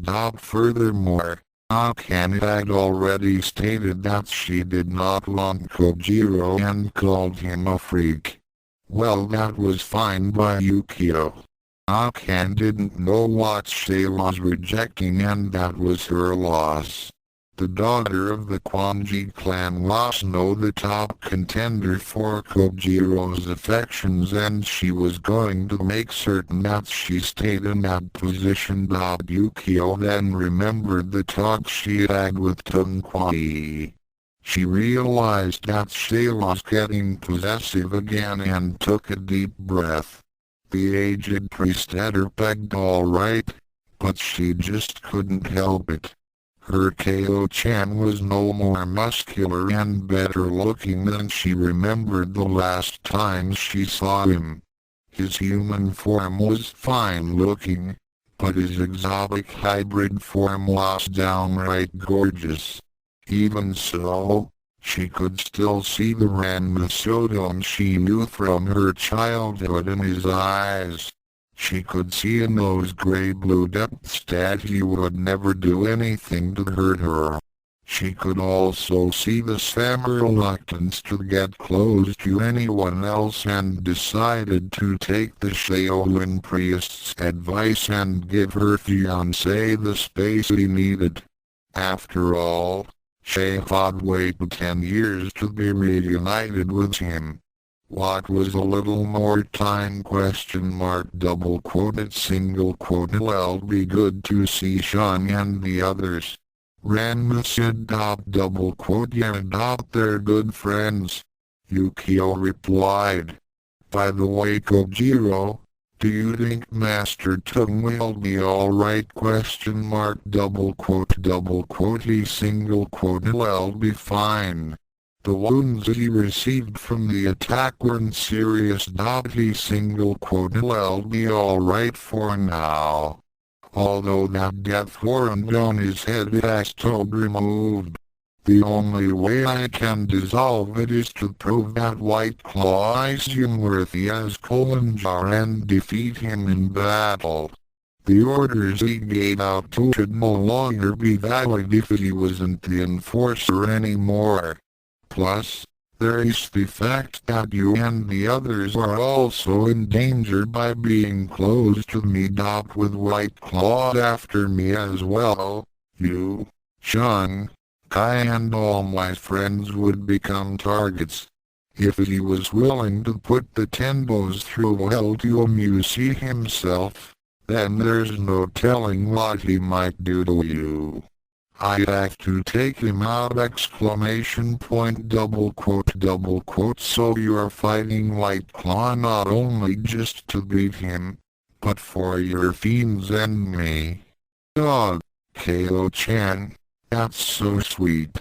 Yukio gave him a very cute smile and just barely restrained the urge to hug him. Ooh, yeah. Ranma said nervously as he saw the mischievous glint in her eyes. Well, anyway, by the end of this week, things are going to be settled, one way or another. Double quote. Back in Japan. Double quote. Go away. Ken said as she lay in her bed at the hospital. Kasumi sighed as she knocked on the door again. Ken? It's me, Kasumi. Double quote. I said go away. I don't want to see anyone! Double quote. Kasumi was about to turn and leave, but then decided that this was the time in which her sister needed her family the most. She opened the door and stepped inside. Ken was on the bed, dressed in a white hospital gown, and looking miserable. Both her arms were set in casts as well as her legs. She also had several bandages wrapped around her midsection. However, the part that caught Kasumi's attention the most was that her head was wrapped around her right side, obscuring the horrible cut she received in her last fight with the Kolanjar of the Feliner clan. Double quote. John single quote. Look at me. Ken cried out as she tried to turn her head away from her older sibling. Kasumi took a deep breath and slowly approached her. When she got to the side of the bed, the elder Tendo gently placed a hand on Ken's cheek and instructed. Ken single quote. His eyes were shut tight, trying to stop the tears from flowing. Looking at how red and puffy they were, Kasumi could tell that Ken had been crying for some time. Double quote. Please, Kasumi, just go away. Ken pleaded, but her sibling continued to ignore her and leaned forward. Kasumi quietly embraced Akan and shushed her. Shhhhhhhh. It's alright, Akan. It's alright. I'm here for you. Let it out. Let it all out. Akan tried to resist the urge to cry again, but failed as she let loose with a flood of tears that would have put Sun's emotional outbursts to shame. I failed, Kasumi. I failed our dojo. I failed our family. I failed Gabriel. Kasumi held on to her sister even tighter as Akan continued to soak her blouse. Tuesday Akimoto High. Kojiro. You back! Exclamation point. Ishan. How's it going? Ranma warmly shook his Chinese friend's hand as he and his friends crowded around their newly returned classmate. Man. Where have you been? Kai asked as Kosho and the others crowded around Ranma. Taking care of some personal business. The cat fist fighter replied. So how are you guys? So far, nothing really exciting has been going on, except for one thing. Lot single quote s. Did you hear the news? Akan Tendo is in the hospital! Exclamation point. Lot. Ranma wondered what had gone on since his absence. Yeah. Did you hear about the Tendo dojo losing its sign? Kosho asked. Yeah. Yukio told me about it.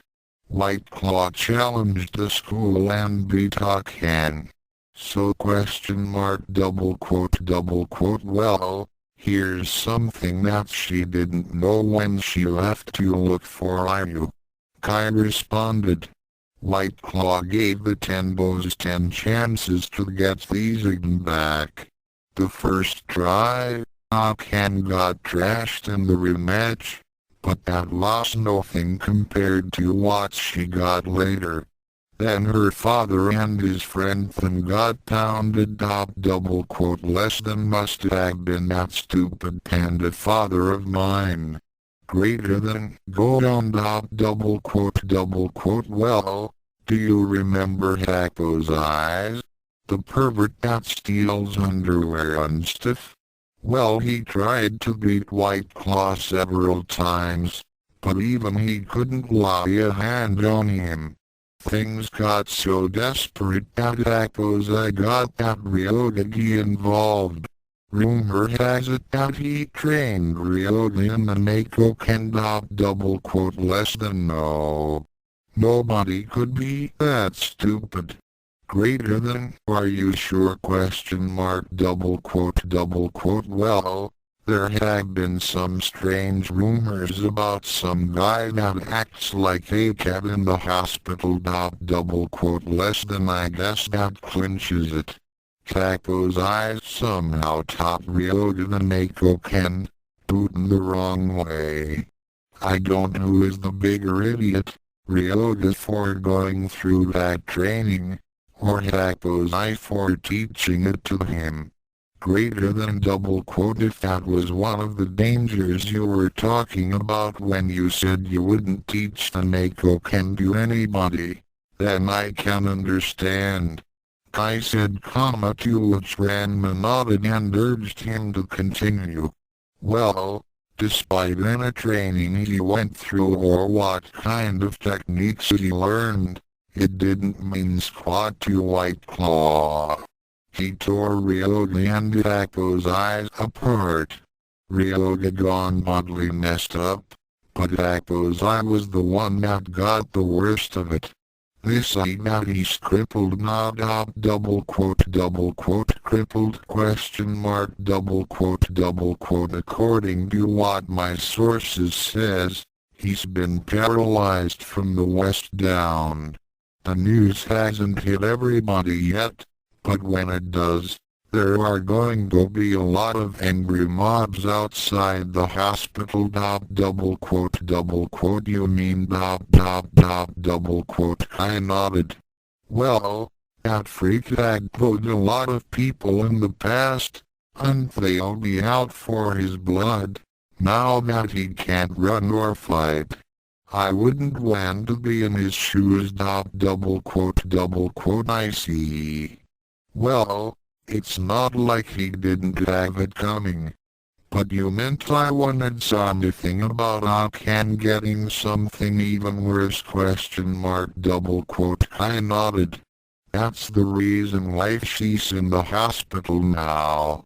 A couple of days ago, she challenged White Claw again for the sign.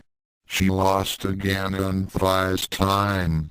Her injuries were a lot more serious. Shun nodded. Take Wakikuno now on rampage. When he hear of Ken being hurt. Kosho agreed as he mimicked Kuno's voice. Now he's swearing some kind of heaven s vengeance against the foul demon that dared to mar the beauty Jusenkyo that is Kantendo. He's really gone off the deep end now. Ranma became a bit pale at Kosho's words. Excuse me. Did you say March? Oh yeah. Rumor has it that White Claw gave her a really big scar on her face. Kosho replied. Ranma winced a bit but urged Kosho to finish his explanations. Now the Tenbos are down to their last chance to get their sign back. It doesn't look good for them. I see. Ranma said thoughtfully, then shrugged. Though he did feel a little sorry for them, it was not his concern. He still remembered how Appo's eyes had said pantyhose after him. Also he recalled how Genma and Sound had ambushed him and tried to drag him off to the dojo to force management onto him. In addition, he wanted nothing to do with a certain one-aid martial artist named Kantendo. She had no one but herself to blame for her current predicament. As far as Ranma was concerned, his upcoming match with White Claw was personal and he couldn't care less what happened to the dojo's sign. Firewood came to mind though. Lot about the Amazons? The Neko Ken martial artist asked. Shun shrugged. Oh, most Amazons leave after Kojiro leave. No reason to stay. Shampoo, mousse and cologne are only ones left. They not challenge White Claw, since he beat Appo's eye. Ranma frowned. Though he was glad that some of his Amazon problems were gone, there was still Shampoo, her unwanted sweeter and her great-grandmother to deal with. Despite all the troubles they caused him, he had respect their good sense in not challenge someone as lethal as White Claw. So Kojiro, are you going to face White Claw again? I asked. Ranma took a deep breath, then nodded. I have to. Even though he hasn't gone after you guys or Yukio yet, I can't take that chance that he won't do so eventually to get to me. Also, there's a friend in China that is in danger of being killed if I don't face him. Killed? What do you mean? Kai and the others blanched at hearing this. Let's just say that it's a little complicated. In any case, I'd have to face him again. It's the only way to save him and protect you guys and Yukio-kama since you're all endangered just being close to me. Double quote. Hey, we're all friends here, Kosho said. Yeah, you helped us out and whatever happens, we'll always be there for you. Kai affirmed. Double quote. We your friends. Sean added. Ranma smiled. Thanks guys. Double quote. So when's the match? Kosho asked. Ranma shrugged. I sent the challenge 3 days ago when I was still in China. He should have received it by now. All I have to do is wait for his reply. Double quote. At that moment, in a large council room far away, a group of individuals were quietly discussing about an event that may forever alter the feline for double quote. My fellow feliner. We are gathered here today to discuss the validity of the challenge that was issued to our current Kolanjar, White Claw. Are you certain that was what he said? Night Stalker ? Double quote. The feliner warrior nodded as he faced the council table where his master sat. Yes. Shashmasha Dairy Falcon Kolanjar. Those were his exact words, Lord Chitoran.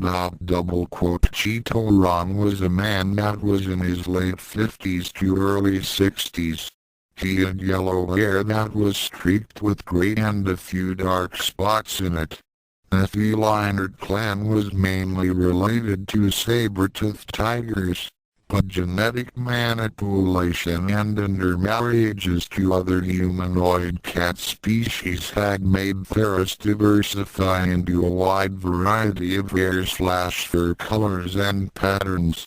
The branch from where Chitoran came from had merged with several members of cat people that were similar to Warakitabs.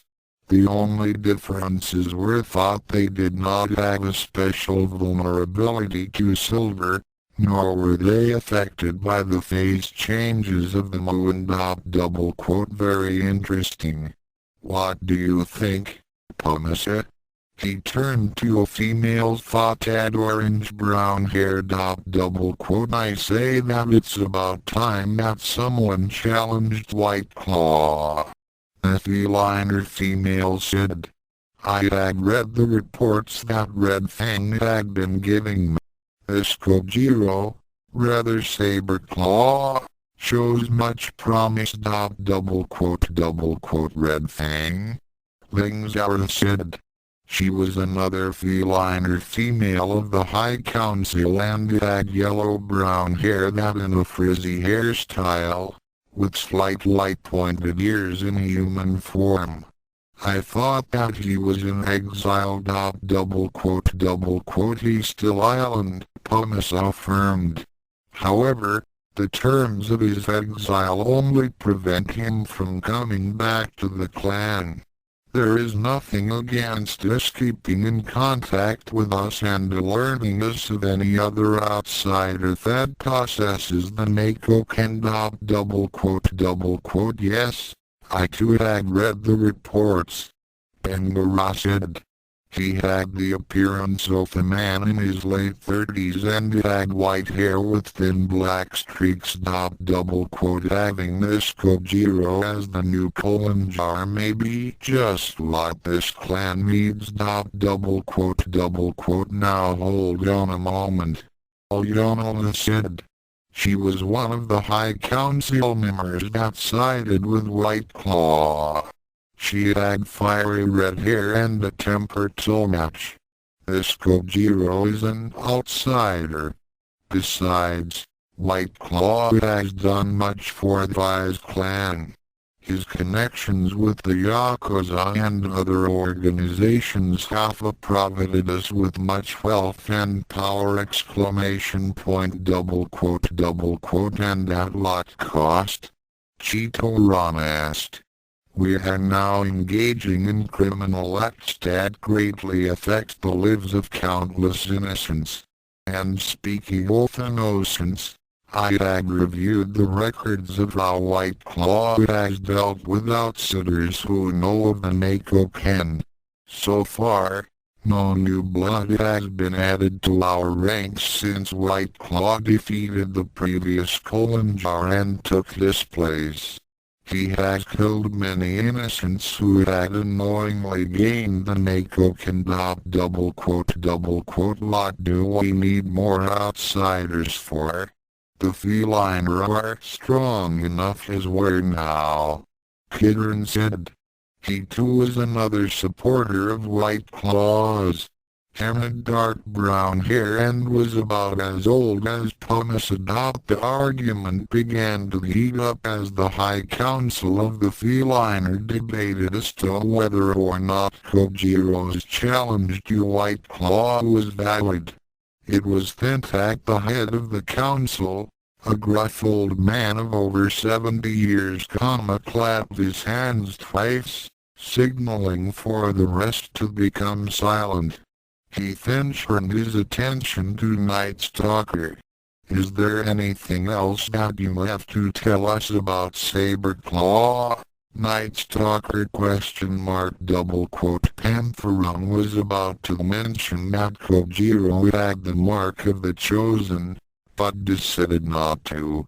Some of the members of the council could use him to further their own position or even warn White Claw. He decided to keep that information to himself for now. His two subordinates, and Kidder, had already sworn not to tell anyone of what they saw. Lord Jaguar. That is all. The leader of the High Council gazed at Night Stalker for a long minute, then said, very well.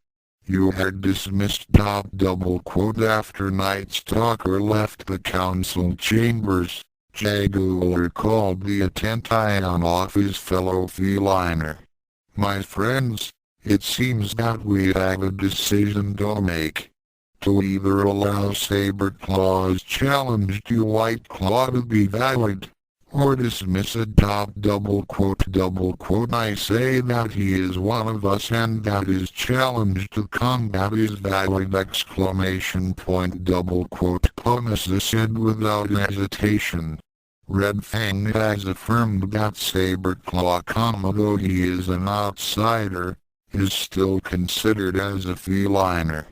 The law clearly states that only a feliner can issue the combat challenge to Fekolanjar. I too agree with Pomasa. Bengara said. It might be in the clan's best interest if White Claw was no longer the Kolanjar. But I see no reason why we should consider this outsider as one of us, let alone give him a chance to join us. Kidron said. I agree. His challenge is not valid. Yonola concurred. Lings are aside. As much as I'd like to agree with Bengara about the clanning a change, I must agree with Yonola and Kidron. I'm still abiding convinced that Saber-Claw is a feliner. I trust Pomasa's judgment and side with her. Chitoran said. Jaguar then assessed the situation. Less than 3 for Saber-Claw's challenge and 3 against. Greater than it was up to him to break the tie. He thought for a long time before finally reaching a decision. Saber-Claw shall battle White Claw. The challenge issued to the Kolanjar is valid. Yonola and Kidron were about to protest when Jaguar cut them off. Red Fang may be an outcast now, but I trust his judgment in concerning your laws. He rebelled, yes, but only against the will of this council, not against our laws. If he is certain that this saber-claw is a feliner, then we must trust in his assessment of him. Saber-claw has spoken the words oft combat challenge, Shashmasha dairy folk in Kolanjar, and as you know White Claw cannot refuse it from a feliner. The law is clear. Jaguar gave the other council members a look that brooked no argument. He then gestured to an aide and instructed him to relay a message to White Claw. The match was to be in 5 days. A little later, Pantherung was called to Jaguar's private chambers. Tell me, Pantherung, was there something else you neglected to mention to the council? The feline elder was sitting in his chair as Night Stalker stood in front of him. What do you mean? Night Stalker became a bit nervous at the glare his superior was giving him. John T try hiding it from me. Night Stalker, you're not very good at it. Jaguar S features softened as he said in a lighter tone, do not worry, Pantherung. What you say here will not be revealed to the other council members. This is just between you and I. Now I'll ask you again. Was Teresa anything that you neglected to mention before? Night Stalker felt as if he had just been strapped into the electric chair and the executioner was about to throw the lever. He then said in a quiet voice while bowing his head, I saw the mark of the chosen on Saber-Claw. Jaguar was taken aback by this news. He slowly asked, are you certain? Yes, sir. It could have been just a coincidence or a fake. No, sir. It was the true mark of the chosen. As soon as I saw it, I recognized the symbol from the ancient texts. So did my subordinates, Quick/, and Cutter. As you know, only my family possess the ancient scrolls and know of their contents. I see.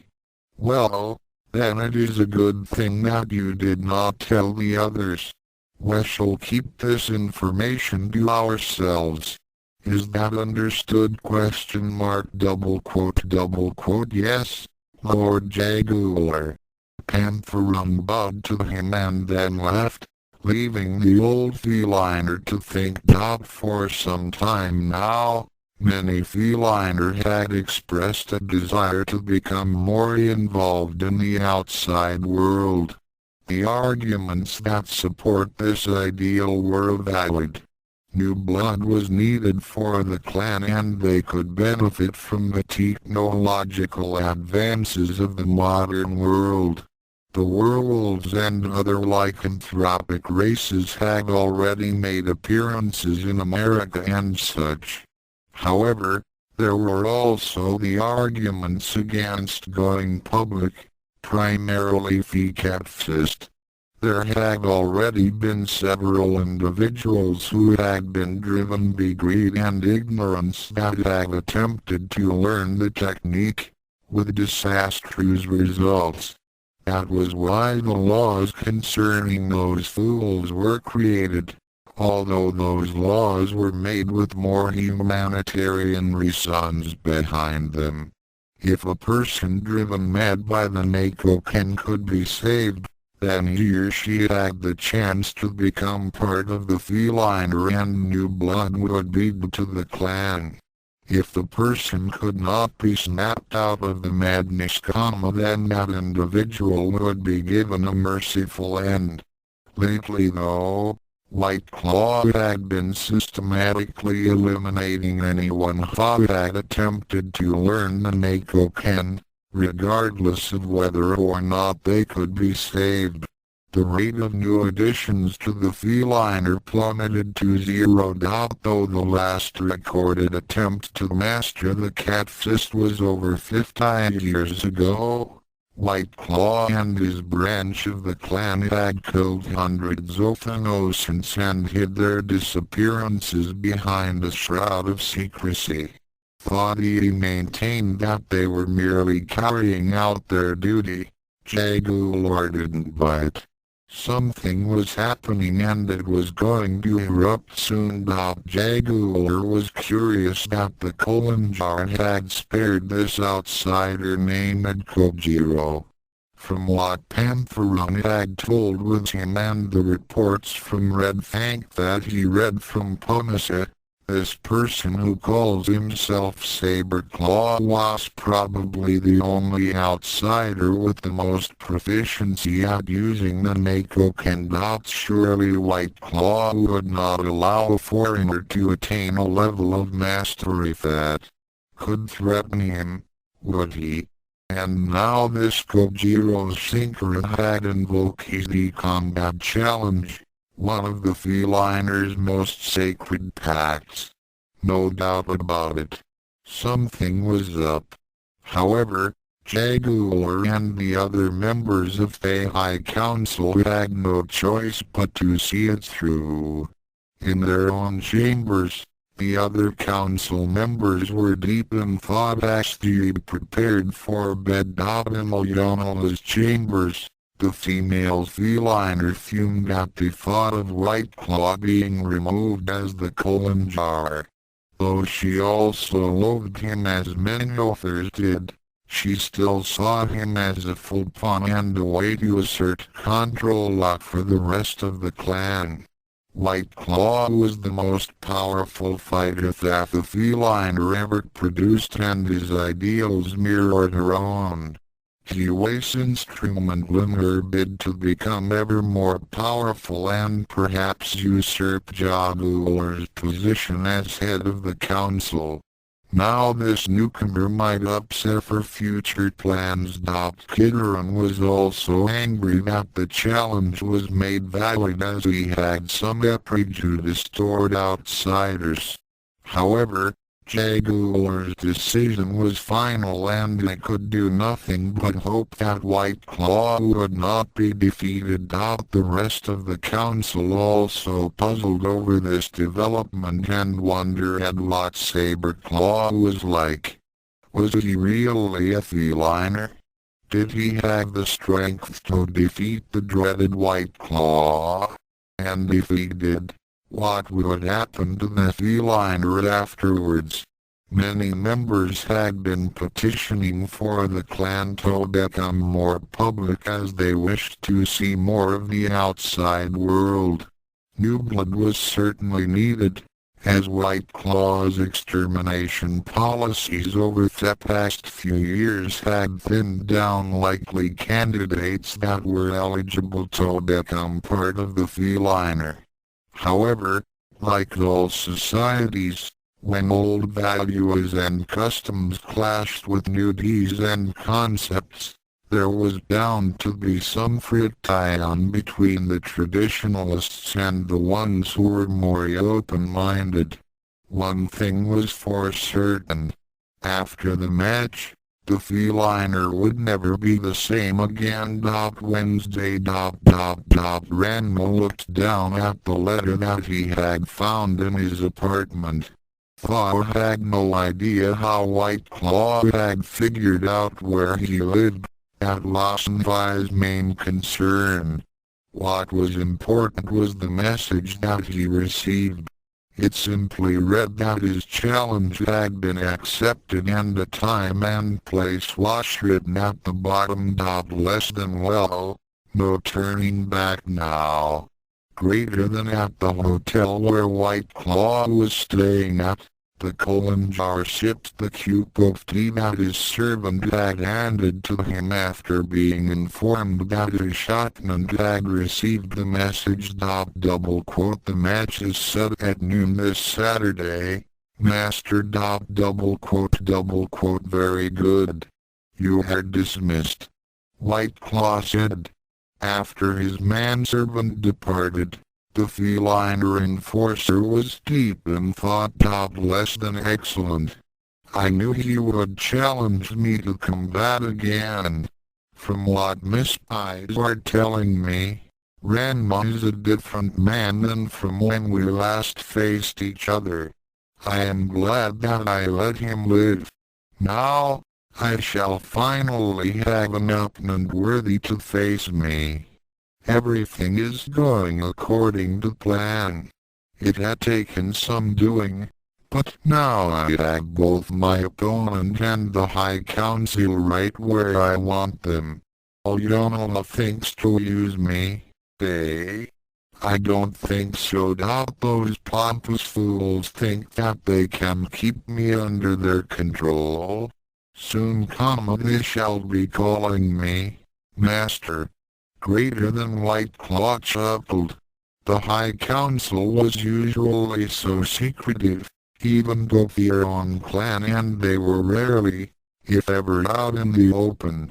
Only in events such as a challenge to become Kolenjar would draw out the entire council. It was their duty to witness the battle and name a new Kolenjar if the current one was defeated. For some time now, White Claw had become dissatisfied with the ruling group and their foolish notions of becoming more open to the world. Though he gave a certain influence over Aoyama and Kidoran, and a substantial following among the warrior caste, White Claw still saw himself as a lackey of those pompous fools, and that the time was ripe for a change. He already tested power with his secret alliances with criminal organizations like the Yakuza and the Triads. He liked instilling fear in those weaker than he. Bullying the Tenbos had been fun, and he began thinking about torturing Grandma's friends and such. Sending Pantherung to kill Queen must have certainly upset Kojiro, and he could imagine that the Neko Ken fighter was now fuming with rage and eager to tear into him. Less than good. I want him to face me with all his power. How I've longed for the sweet pain of combat. I've just about forgotten how good it feels. Greater than an addition for his lust for power, White Claw was also addicted to battle. However, the downside to being the best is that it is very difficult to find a decent challenge. No one in the feline could defeat him in one-on-one combat, and White Claw was therefore forced to look for opponents outside of the clan. In the past few years, the Kolenjar had faced off against many other fighters and several different styles. He had even gone up against Amazons off the Jusenkyo. However, since the Neko Ken was among the most powerful fighting styles that existed, it was created by Basted and Genma. After all, even Amazonian Wushu was nothing compared to the fury of the Catfist. All those battles ended the same, with his opponent perishing before it could work up a sweat. After the battles, White Claw would take steps to ensure that his opponent's demise would remain a mystery, so that no one would know the truth. After countless victories, White Claw realized that he could only truly get a challenge if he faced off against a user of the Neko Ken, who was as skilled as he was. He had the hope that some outsider would be able to master the Neko Ken enough to give him a run for his money. So far, all they found were pathetic wretches that weren't fit to give him more than a moment or two of amusement, much less an average workout. He didn't even consider them eligible to join the clan. Oh, many of them could have been saved. All were eliminated without any remorse. Not Kojiro. He was different.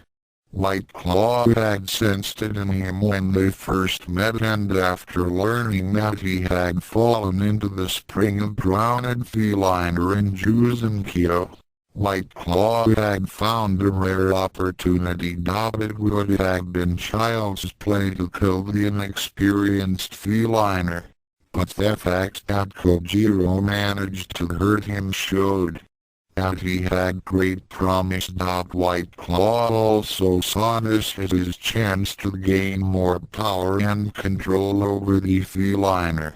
The High Council was very secretive and did not make many appearances. In addition, they were usually heavily guarded and did not expose themselves that often. Though White Claw was the undisputed champion and considered the best warrior of the warriors, he wasn't stupid enough to talk on the council on his own. No, he had to get them out into the open and in a position to eliminate them. Only an event such as a combat challenge would draw out the entire council and give White Claw this only opportunity to get rid of them. Then, as he would be the only one left with any authority and power, plus the feliner who were loyal to him, White Claw could take control of the clan and thereby gain ever more power.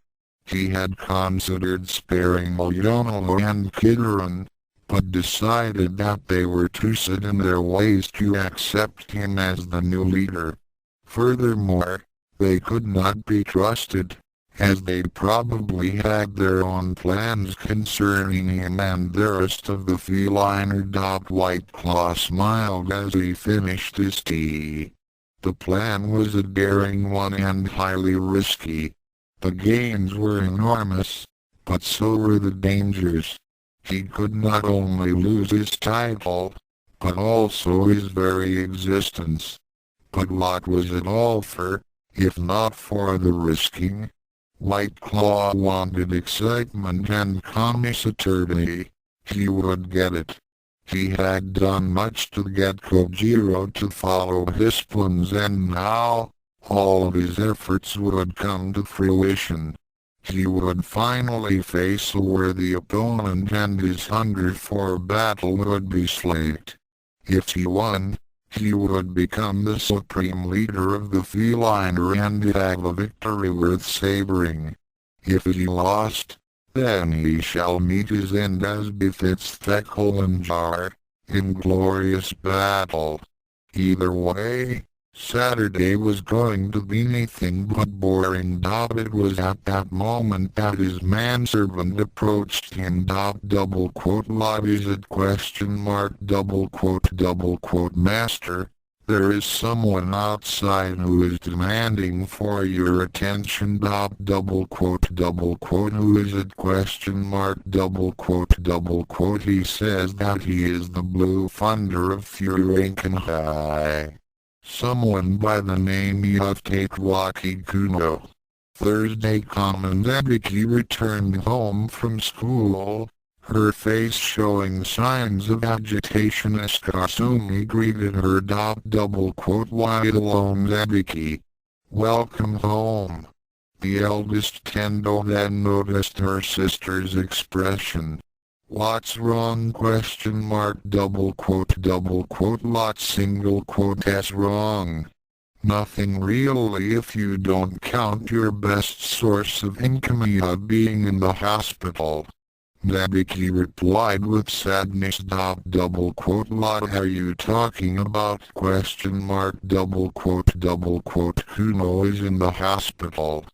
Ebiki said, her mouth becoming a firm line. When he heard about Akan being hurt, he decided to take on White Claw, and her voice trailed off as she shuddered at what had been inflicted on the insane Kendused.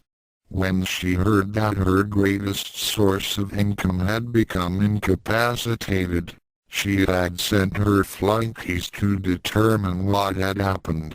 The reports were not pretty. Kuno had suffered a severe concussion. Nearly all of his ribs had been broken. His internal organs had been damaged and he now sported several large cuts across the face. Unlike Akan, Kuno could afford the plastic surgery job as soon as she thought of Akan. Nabiki winced again as she looked up Tokan's room job inside her room. Akan laid on the bed. Yesterday, she had been deemed well enough to be cared for at home, but she was never the same since she left the hospital. She had casts on both her arms and legs and couldn't move around much unless she was in a wheelchair and Kasumi was pushing her. Toad reduced to relying on others for something as basic as general movement, had been a big blow to her self-esteem. A week ago, she had been a martial artist, and the envy of all the girls at school, with hordes of boys chasing after her. Now she shunned any contact, though she had a good reason up when the bandages on her head came off. Akan demanded for a mirror. What she saw in her reflection made her blood run cold and it had her wishing that White Claw had killed her. A long, jagged line now ran diagonally from above her left eye, over the bridge of her nose and down her right cheek. She had taken one look at the mark and hadn't stopped crying since. To her, the scar made her look like a freak, just like what she called Ranma. She had taken great pride in her appearance and skills, but now, it was all off her. She was scarred and broken. Since the Tenbos could not afford the plastic surgery to remove that mark, it was possible that Akan would carry that facial scar for the rest of her life. Even when her arms and legs would eventually heal, Akan would feel no desire to continue her martial arts training. The scar was a constant reminder of how futile her efforts had been. All those long hours and countless training dummies and bricks that she had shattered.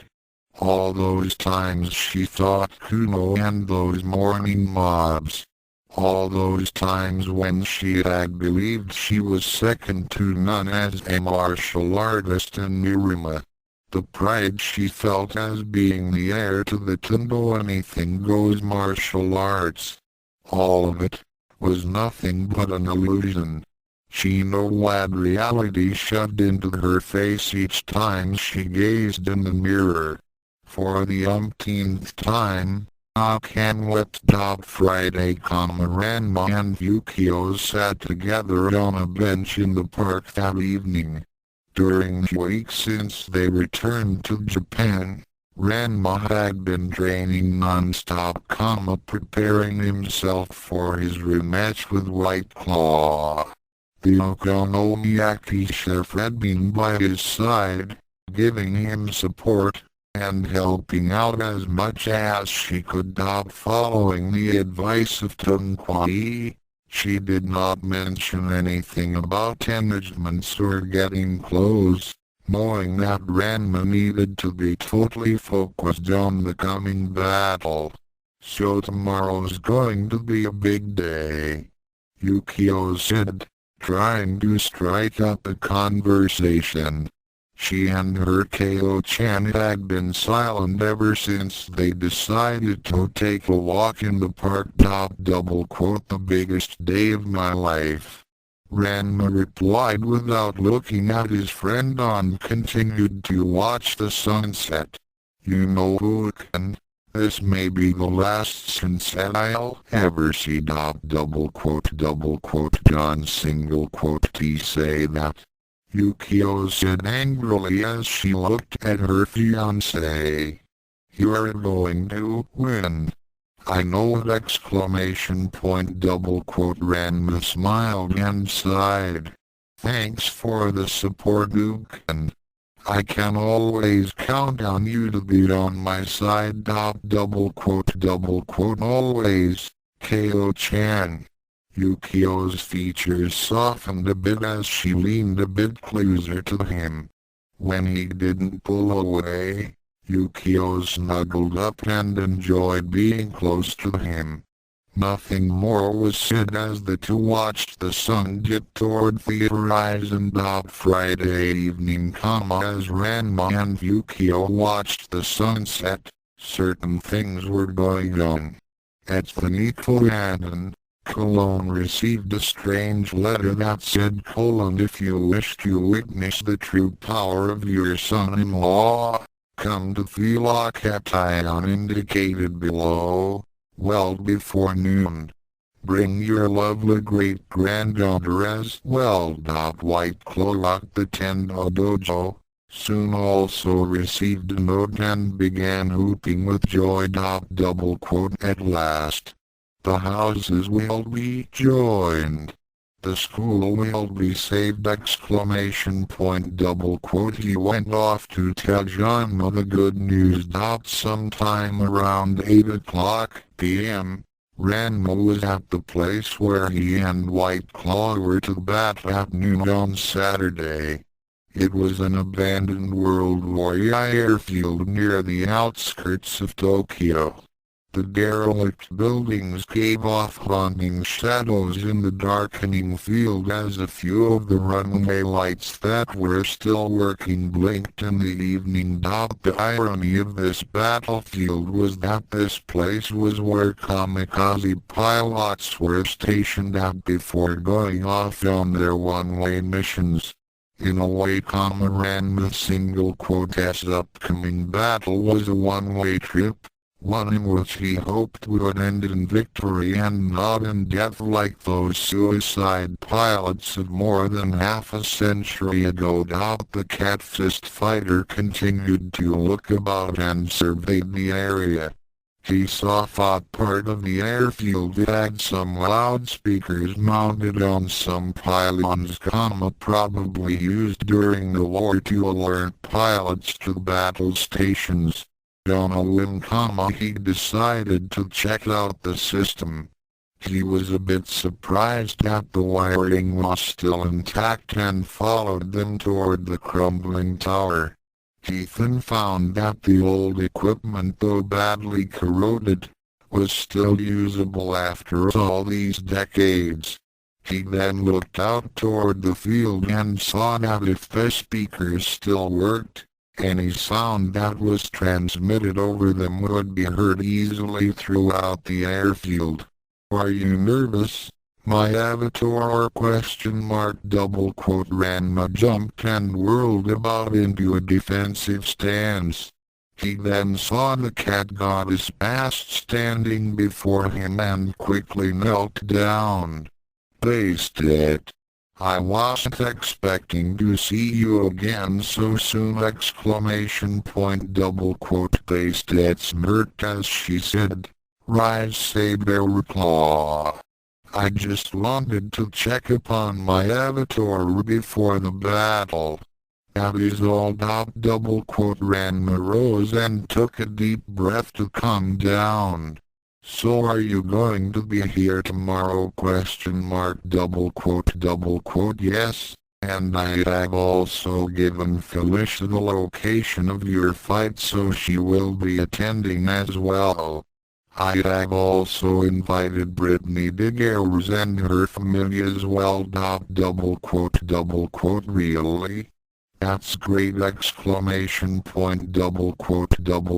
Just remember that we cannot interfere with your fight. Double quote. I know that, but having you all cheer me on is more than enough, Ranma said. He then paused for a moment before asking the deity. Bastet? Would it be alright if I brought along someone? I know she isn't part of feline or the other cat races, but she's gotten really important to me and, well, I single quote D comma double quote yes. You may bring Yukio Kwanji double quote really? I mean, it's allowed. I mean, how did you know question mark double quote they said nodded and gave him a smile. I'm a goddess, remember? I shall allow it, so the feliner will allow it. Do not worry double quote that great exclamation point double quote for now. It is time that you return home my avatar. You must be well rested for tomorrow. Sleep well double quote with a wave of her hand. Ranma disappeared from sight and was transported back to his apartment. As the cat goddess stood alone in the airfield, she looked at the old speaker system and got a mischievous idea. Less than my avatar's entrance should be a grand one with style. Perhaps, I can call on that favor that skill goes me. Greater than based it then vanished from view. Saturday, 11:45 and the Tendo family and Genma got off the train and followed the road that led toward the airfield. Ken was being pushed in her wheelchair by her father and was still despondent. Her head was bowed down and she wasn't thinking about anything in particular. Double quote lot single quote S going on, Daddy? Nabiki asked. Why are we out here question mark double quote soon and Genma gave each other silly grins as the Tendo patriarch said double quote at single quote as a surprise for all of you. Oh happy day exclamation point double quote Nabiki shook her head in disbelief as her family neared the edge of the airfield. She and the others saw that a large crowd was forming around an open area near the old command tower and she wondered what was going on. When they reached the area, an old man greeted them and bid them to follow him. Leading the Tendos and Genma through the crowds, they came to an open area that was ringed by bleachers and stands, which were already being filled up by spectators. It looked as if some kind of sporting event was being held here. When they approached one side of the arena, Sue and Genma gasped as they saw who was waiting for them. Ken also gulped and turned pale. Double quote White Claw. Sue and Genma yelped and tried to initiate the final attack off the anything goes. Running away. However, 10 very large and muscular men blocked their escape route as White Claw chuckled from behind them. Double quote Oh do not worry. You shall not be harmed. Less than today. Greater than I have summoned you here to bear witness as my guests. Double quote guests. Nabiki said. Double quote why yes. White Claw smiled at the mercenary daughter. The last member of Anything Goes has challenged me. I thought you would like to be here. Taugni said. Double quote Ranma. He's here. Genma began to frantically look for his son. Double quote He will be in few minutes.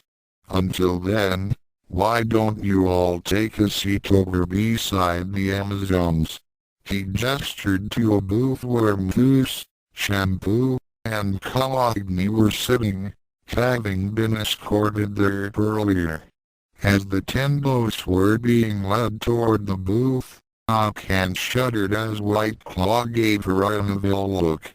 He then made a gesture with his index finger, running across his face as to where a can scar marked her face. He then made a line opposite to what he drew before and gave her a link, as if promising to make another mark on her again. The youngest Tendo daughter shivered in fear and wished that she were somewhere else far away. White Claw then went off to prepare for Ranma's arrival. On the other side, the High Council members entered the makeshift stadium and took their places near a kind of judge's booth. To another side, a small group came onto the scene. Pantherun came up to them with his subordinates and barred their way. Halt. What is your business here? Drive. Theodore Diggers nodded as he handed Pantherun a paper. My party and you're here on invitation by Basted. That's a likely story. Night Stalker's eyes became wide as he saw an unmistakable mark of Basted on the invitation, then saw a stripe of Thekirn. Brittany smirked as she shifted to her hybrid form. He bowed to them.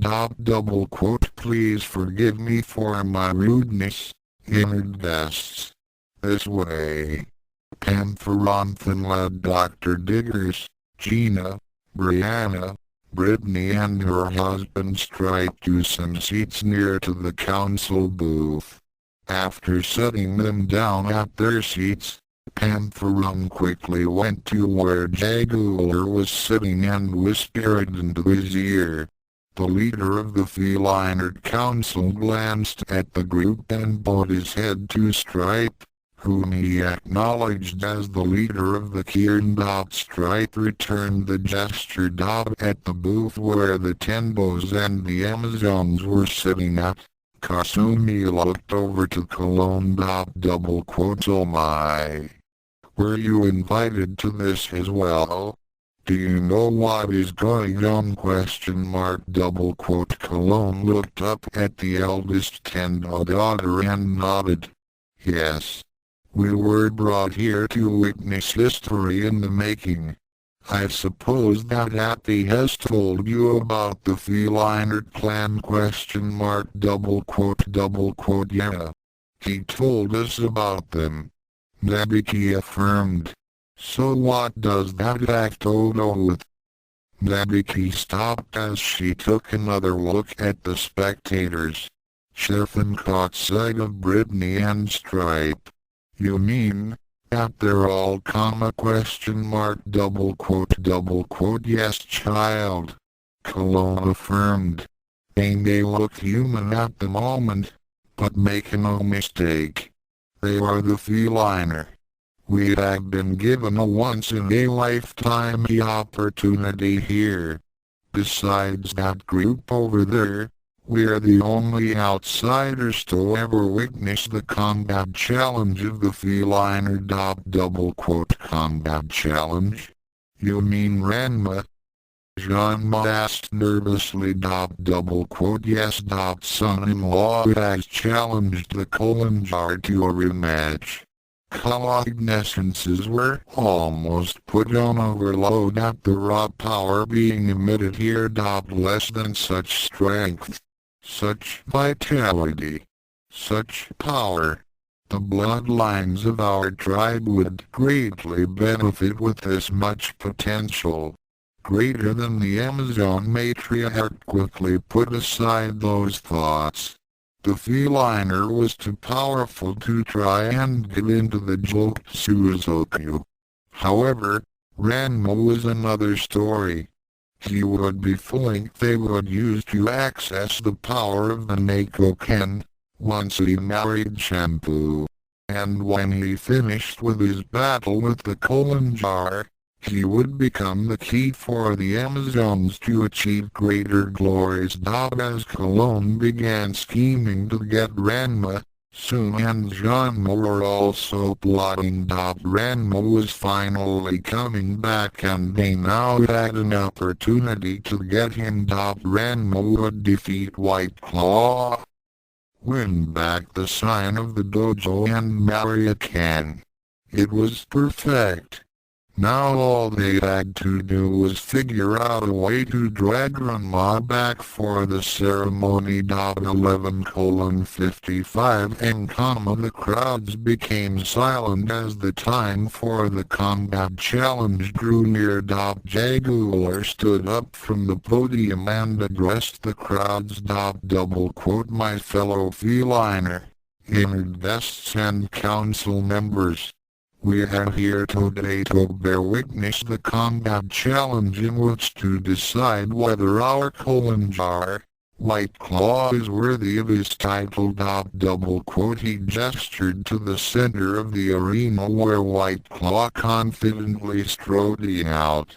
There were loud cheers from the crowds as his followers gave off roars and whistles. The Kolanjar held out his arms and gave off a roar in acknowledgement. When the crowd became silent again, Jaguar motioned for them to wait for the arrival of White Claw's opponent. The last few minutes were agonizingly slow as everyone watched the sun climb towards its highest point. On the sidelines, a small white cat with a blue plume of hair on its head took a seat near the Tenbo's booth. It too also waited. 11:58 m. No sign of Ranma, Where is he? Soon asked. Do you think he might not show? Shampoo asked fearfully. He will come. Cologne said solemnly. Noon, up in heaven, a certain one of the future, by the name of Skuld, was making the final adjustment to a device. She then popped in a cassette. Thank you, Skuld. Bastet said as she came up from behind. No problem, Bastet. So where is he? Bastet looked into a viewing port and then gestured to a point in the distance. Right over there. Right. Skuld then punched a button. As the sun reached its zenith, there was suddenly a booming sound as music began to play from nowhere. The crowds looked around in surprise as the music began to pick up the tempo. Then someone shouted out over their exclamation point. In the distance they could make out a black dot as it ran toward them. That was when the first lines of the song rang out. Less than rising up, back on the street. Greater than less than did my time, took my chances. Greater than less than went the distance. Now I'm back on my feet. Greater than less than just a man and his will to survive. Greater than the dot became nearer as people began to make out a shape and something on top of it. Less than so many times, it happens too fast. Greater than less than you trade your passion for glory. Greater than less than on single quote team lose your grip on the dreams of the past. Greater than less than you must fight just to keep them alive. Greater than the shape became closer as the crowd saw that is something running at them like someone riding a less than at single quote as the eye of the tiger. It's the thrill of the fight. Greater than less than rising up to the challenge of our rival. Greater than less than and the last known survivor stalks his prey in the night. Greater than less than and he's watching us all with the eye of the tiger. greater than Kojiro, in his saber-tooth tiger form led off the roar as Yukio rode his back less than face to face, all in the heat greater than less than hanging tough, staying hungry. Greater than less than his tack the odds, still we take to the street greater than less than for the kill with the will to survive. Greater than Kojiro neared the arena and began to slow down. Less than at single quote as the eye of the tiger. It's the thrill of the fight greater than less than rising up to the challenge of our rival. Greater than less than and the last known survivor stalks his prey in the night greater than less than and he's watching us all with the eye of the tiger. Greater than as he reached the edge of the arena, he stopped and allowed Yukio to dismount less than rising up. Straight to the top greater than less than had the guts, got the glory. Greater than less than went the distance. Now I'm not gonna stop greater than less than just a man, and his will to survive. Greater than Kojiro, still in his tiger form began to slowly make his way to the center of the battle area with Yukio walking beside him less than at single quote as the eye of the tiger. It's the thrill of the fight. Greater than less than rising up to the challenge of our rival. Greater than less than and the last known survivor stalks his prey in the night greater than less than and he's watching us all with the eye of the tiger. Greater than when Kojiro faced off against White Claw, he sat down on his haunches, let off another roar and triggered his transformation. Yukio stepped back a bit, as Ranma became human again. He was dressed in the clothes that pasted Gavato him less than the eye of the tiger. Greater than the music faded away into nothingness as White Claw assessed his opponent. The crowds cheered at the arrival of the other combatant. That was quite an entrance, Kojiro. Or should I call you Saber-Claw ? Ranma said nothing as he looked around and saw Brittany Diggers and her group. He waved to them, then addressed Yukio. Who can go sit over there? Don't worry, they're friends of mine. Alright. Good luck, Ko-chan.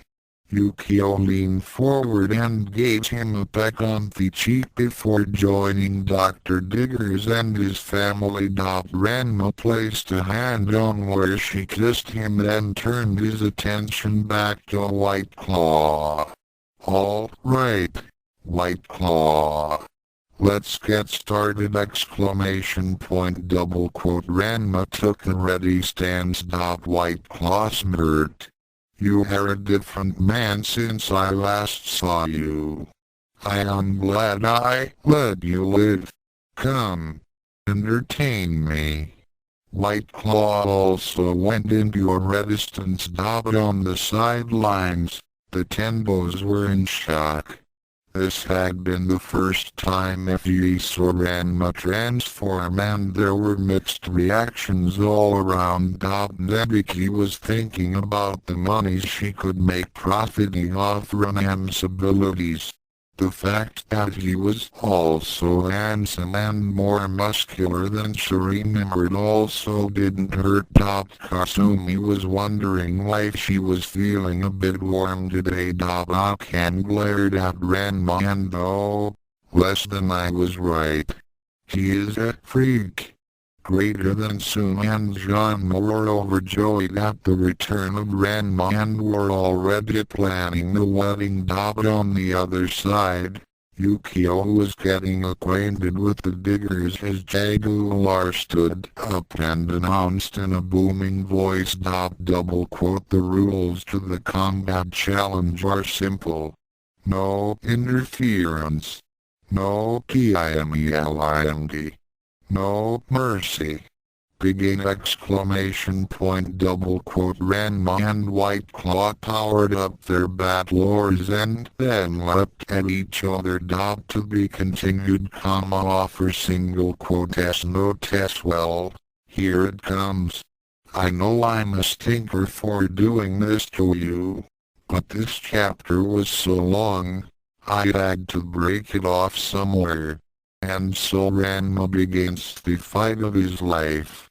Fist Fury disclaimer. How did I get into this ? Less than greater than. Thoughts Chapter 24 Part 2 Tiger's Rage Ripped Claw !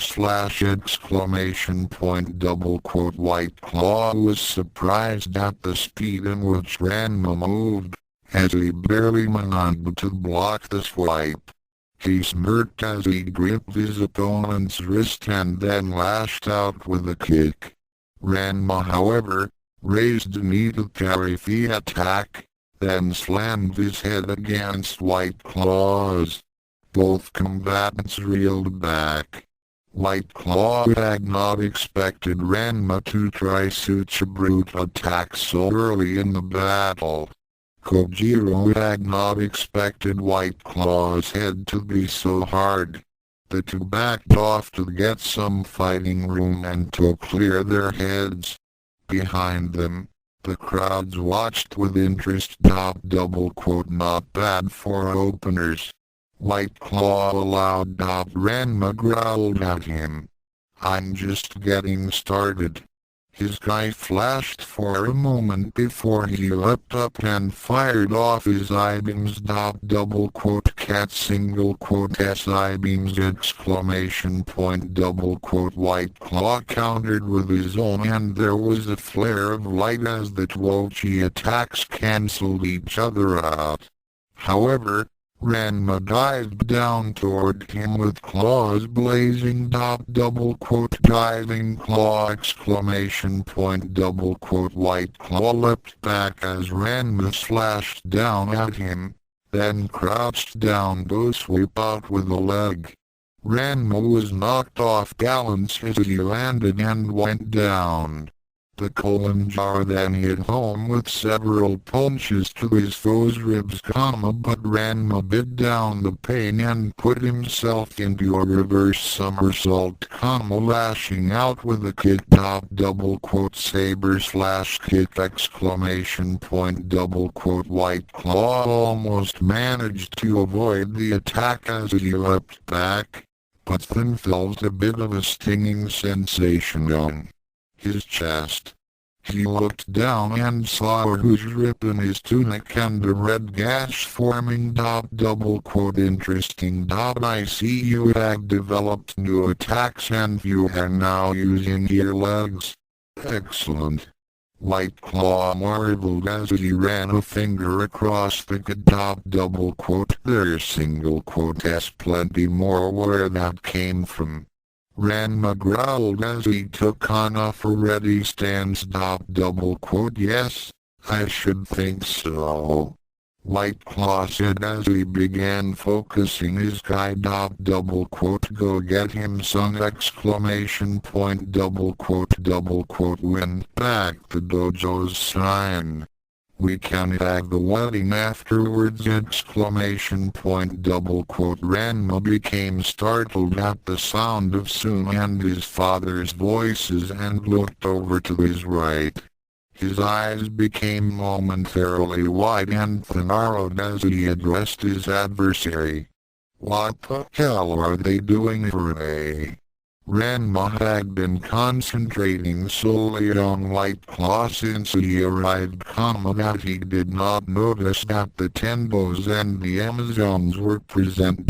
White Claw gave Ranma another one of his irritating smirks and said, "Oh, I thought you might appreciate some encouragement, so I invited Earthather, the Tenbos and the Amazons, here to cheer on you on.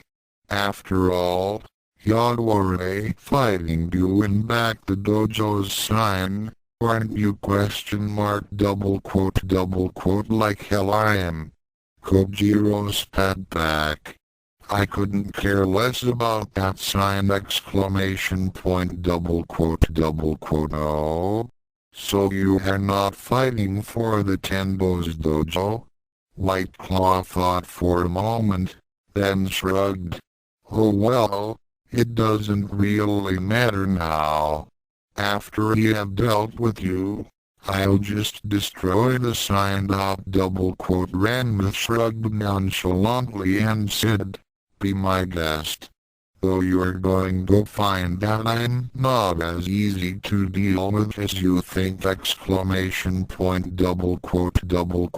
am counting on it." White Claw sneered as he took up a stance as well on the sidelines. Genma and soon became horrified at Ranma's indifference to the dojo's future. "Foolish boys. Yes, the heir to the SAODOME School of Anything Goes MARGIALARDs. It is your duty to FFFFT. THUNK! Genma's tirade was cut short as a silver object whizzed by his face and embedded itself into a tree that was beside the bleachers.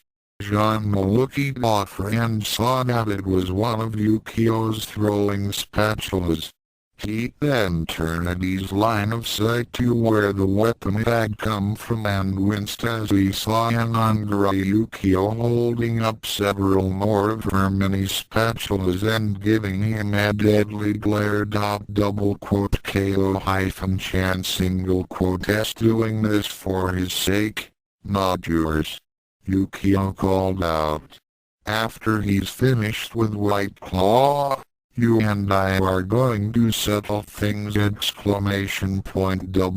Genma gulped a bit and wondered where he could find some cold water. Back in the center of the arena, White Claw began powering up his aura. "When last we met, I had only used a small sample of my abilities.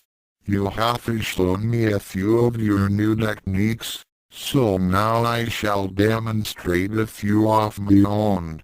Wind Claw Cutter! White Claw suddenly made a fast clawing maneuver that caused the air around him to let off a snapping sound. Ranma wondered just what he was doing. He was too far away to cut at him.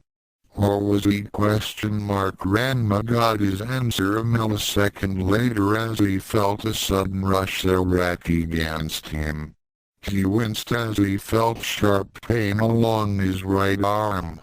He heard cloth being ripped and then backed off as the wind passed. Looking down, he saw that he now had a large rip on his GI's top, and red blood was streaming down from a gash on his shoulder. He looked back up at his foot less than him. "He can actually use high air pressure to cut at me from a distance!" Greater than Ranma then saw him make several more of those moves and leapt to the side to avoid the attack. Wind Claw Barrage! The ground where he had just stood suddenly exploded as the attack tore into soil. Large gashes appeared on the grass and Ranma knew that the attack would have sliced him to ribbons. However, White Claw wasn't the only one who could slice from a distance. Crescent slash barrage exclamation point double quote. Several sickle-shaped blasts came hurtling toward the colon jar, but to Ranma's dismay, White Claw easy dodged them and came leaping at him in a fleeing sidekick. His extended foot glowed with a strange light and Ranma bravely ducked the kick. He heard another ripping sound, looked over his shoulder after his opponent passed by, and saw at the back of his tunic a large rip in it. Fortunately, the attack missed touching his skin. White Claw smirked as he made a lazy flip and landed a few meters away. Turning around, his eyes narrowed in respect. Very good. You evaded my Zerwin kick. That has rarely been done before. Yeah? Well, try this on for size. Ranma charged at him and threw several speed jabs and a reverse roundhouse kick. White Claw blocked the punches, then lashed out to grab the leg by the ankle.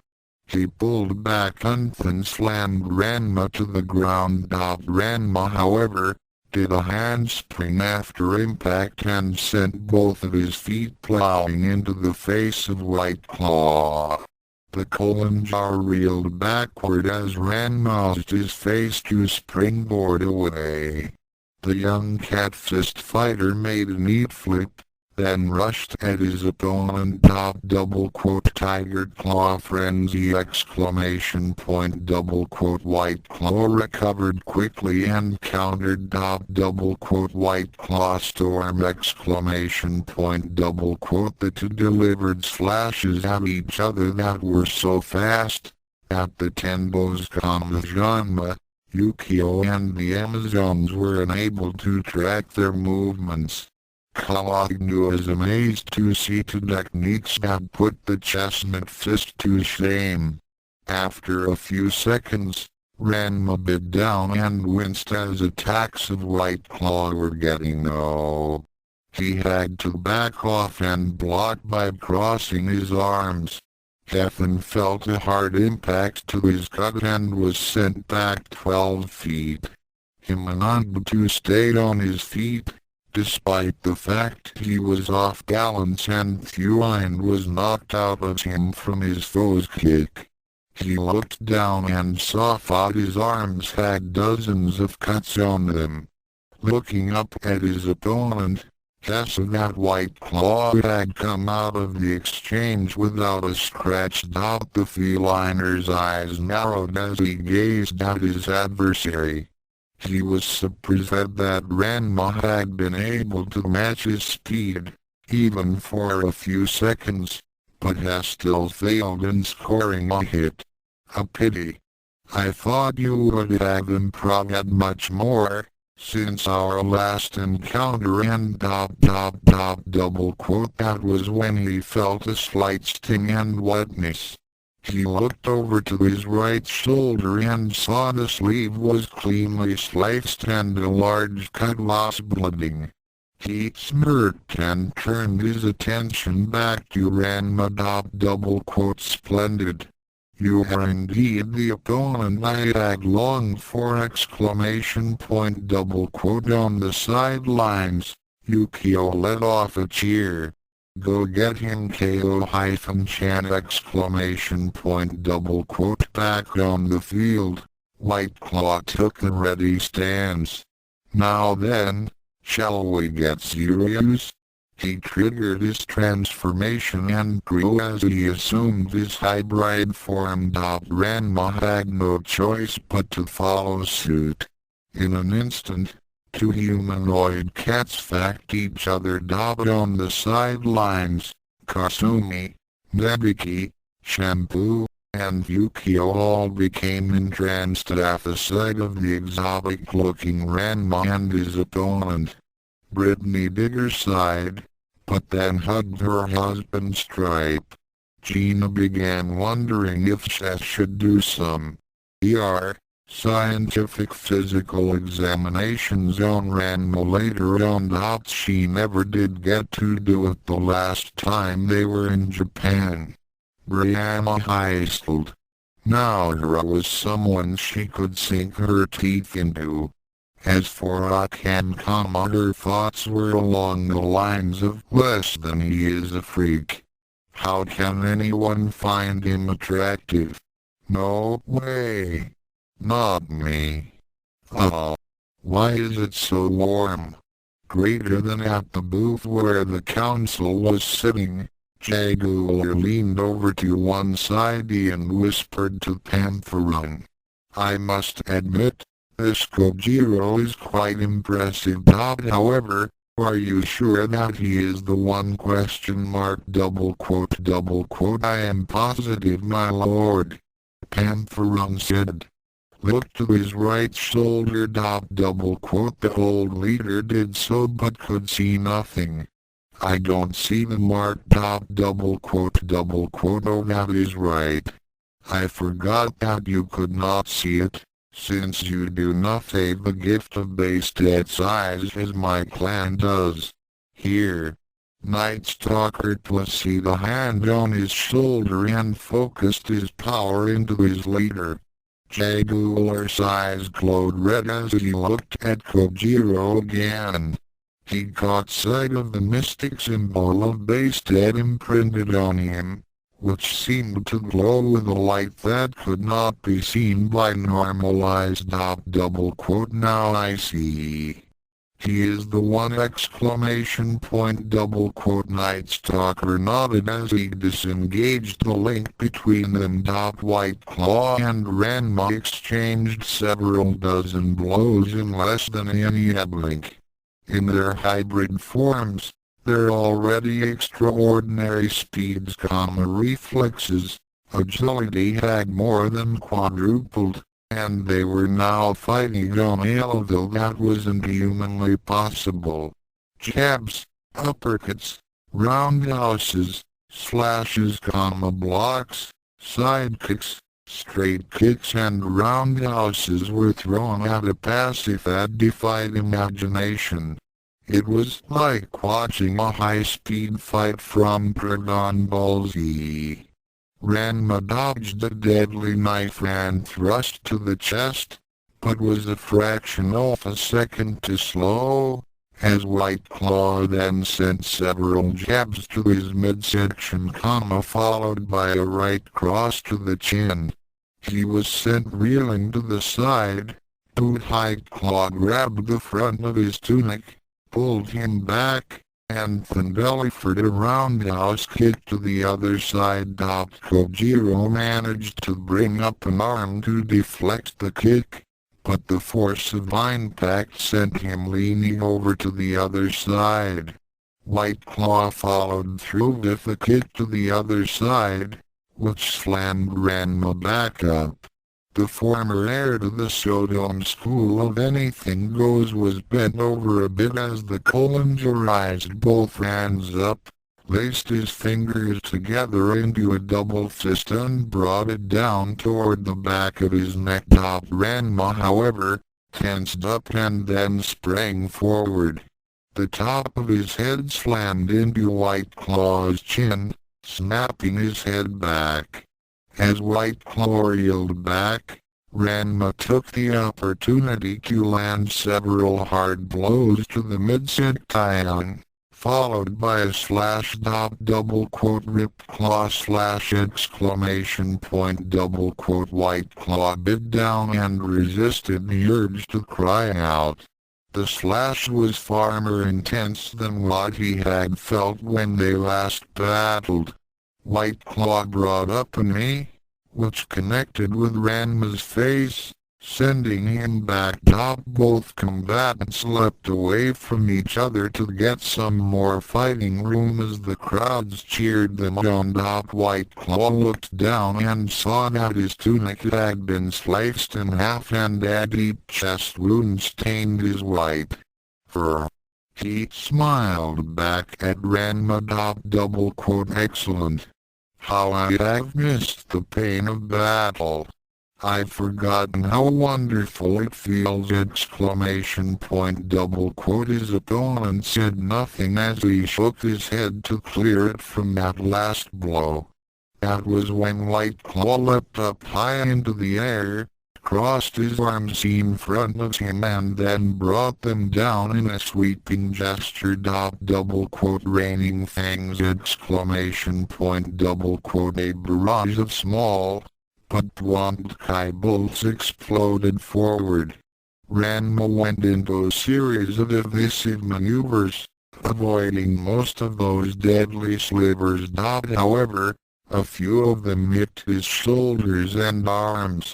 However, as White Claw was coming down, Ranma did a handspring and launched himself upside down at his foe.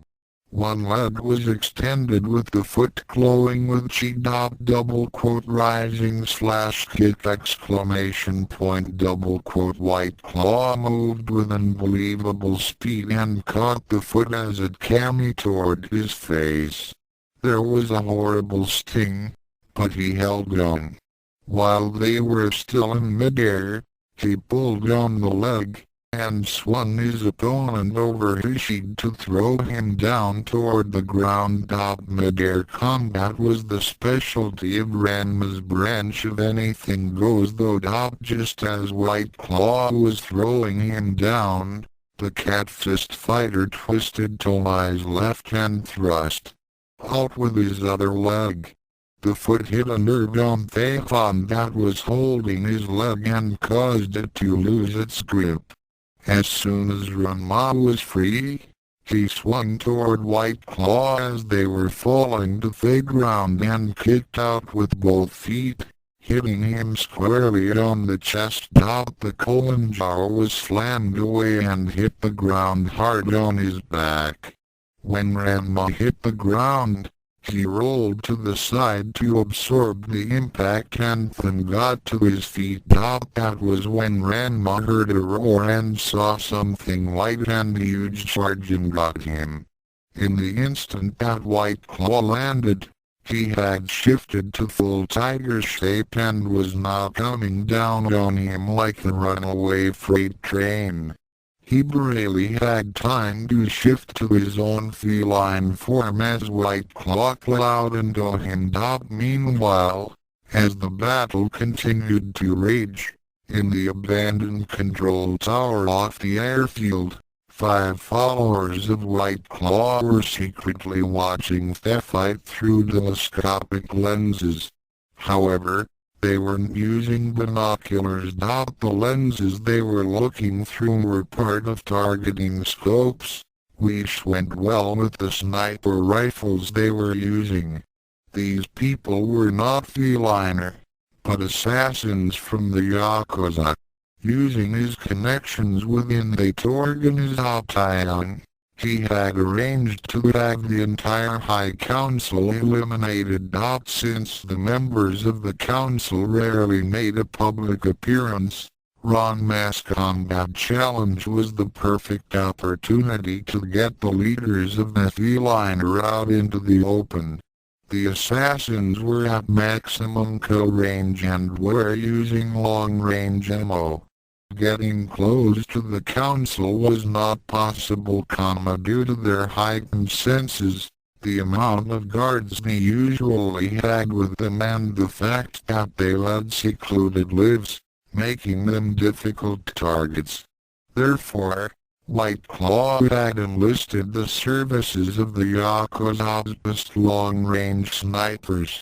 When the colon jar gave the signal, the men would open fire and kill the leaders.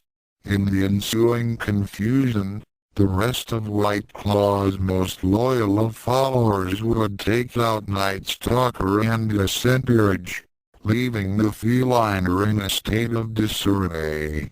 Then the rest of the Yakuza that he had hired would come out of their hiding places and cause a trap.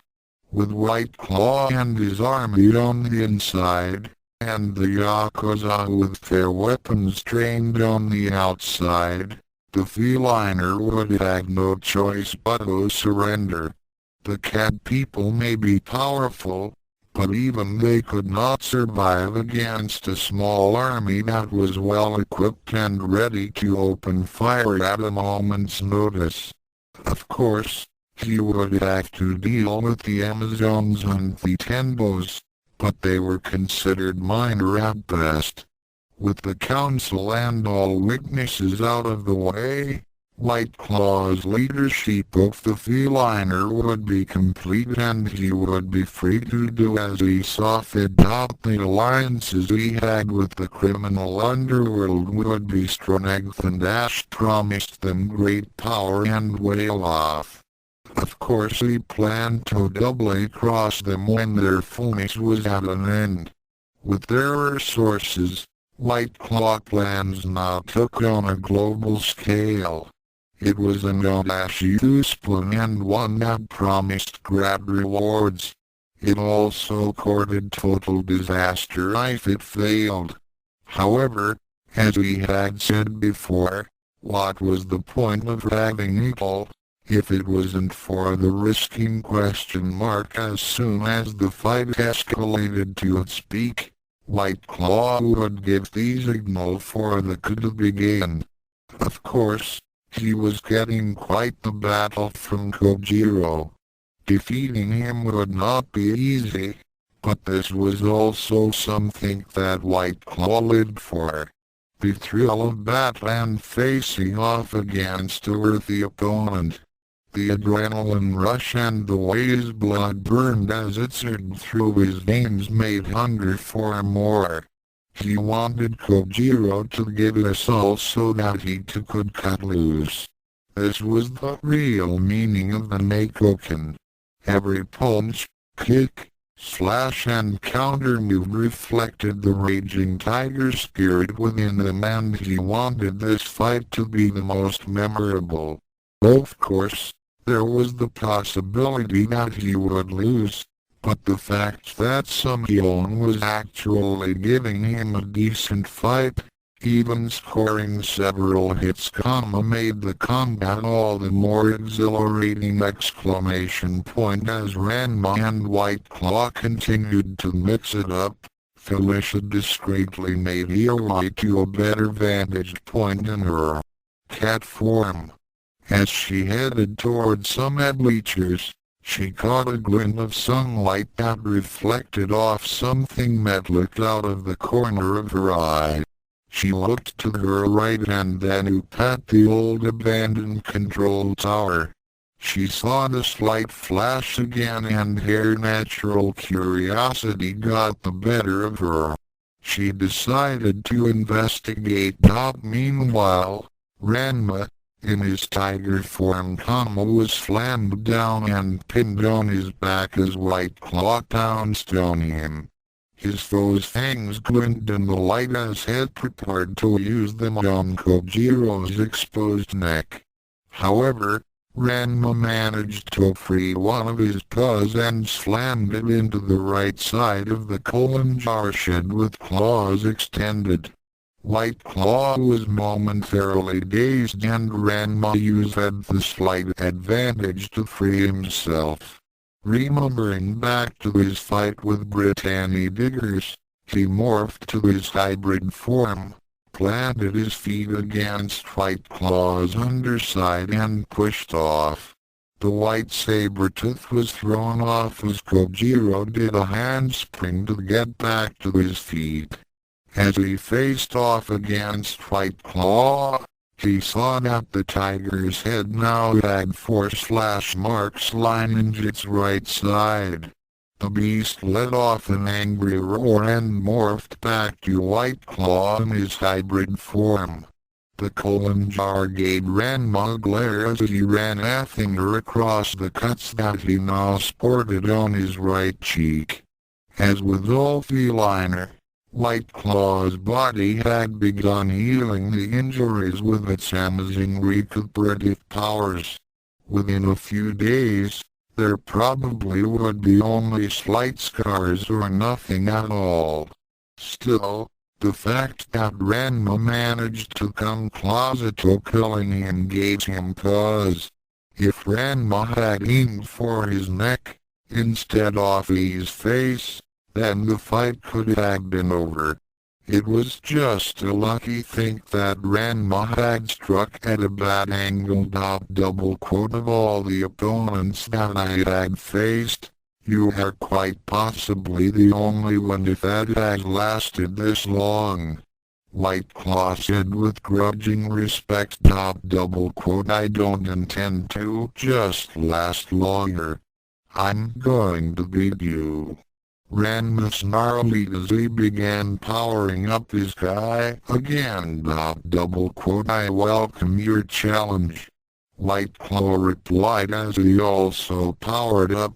Meanwhile, a small white cat with a blue plume on her head made her way up the stairs of the tower and came to the second level. She then saw a man dressed in dark clothes and leaning near an open window. The cat's eyes narrowed as she saw that the man was holding a weapon in his hands and while looking through a telescopic targeting scope. She then noticed that 4 of her men were similarly positioned at other windows and were also holding sniper rifles. She noted that the man closest to her was at a window where some sunlight was glinting off the barrel of his weapon.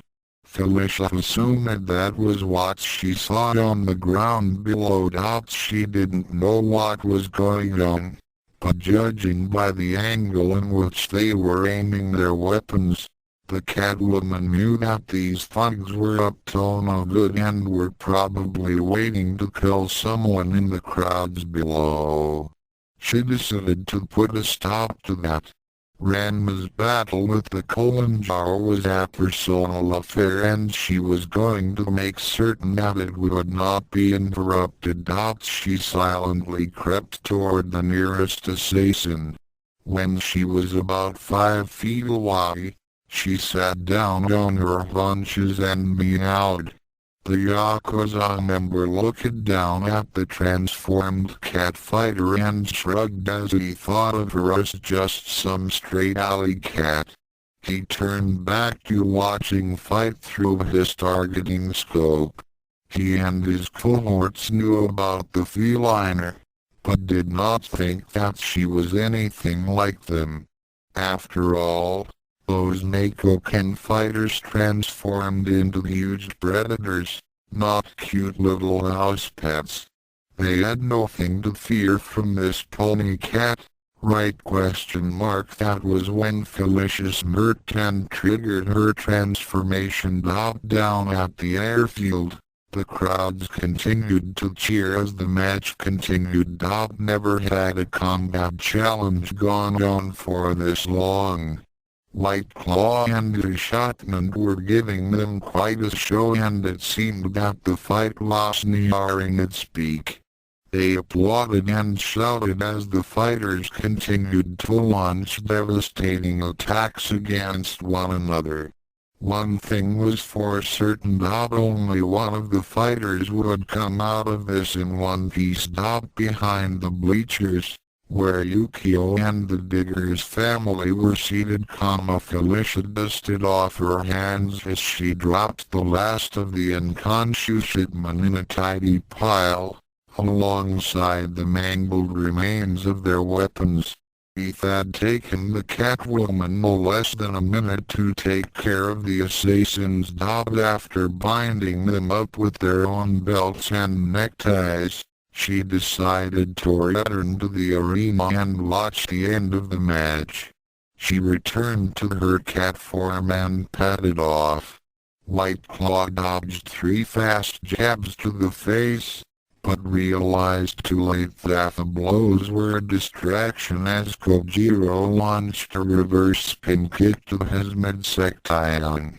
The kick connected with enough force to shatter reinforced concrete. White Claw stood his ground however and grabbed the leg as he fit. He applied intense pressure and twisted the ankle as he kicked out at Ranma's other leg, sweeping him off the ground. As his opponent was up in the air for a moment, The jar swung him by the leg and threw him toward the stands. Kojiro twisted so that he'd land on his feet and rebounded off the walls of one of the backboards that protected the crowds. He winced a bit as he landed. His right ankle where White Claw had grabbed him had suffered a minor sprain when he rebounded off the backboard. He bit down and ignored the pain as he saw White Claw leaping up to fire off a Kai blast. White Tiger flash ! Ranma countered with his own Kai projectile. Raging Tiger Bolt! The two Kai blasts cancelled each other out. But White Claw used the distract ion to launch a side kick toward his opponent. Ranma just barely managed to twist out of the way so that he would not be struck in touchest. However, White Claw's foot slammed hard into his right shoulder. A sickening, popping sound was heard as the junction where his arm bone met his shoulder was struck. Exclamation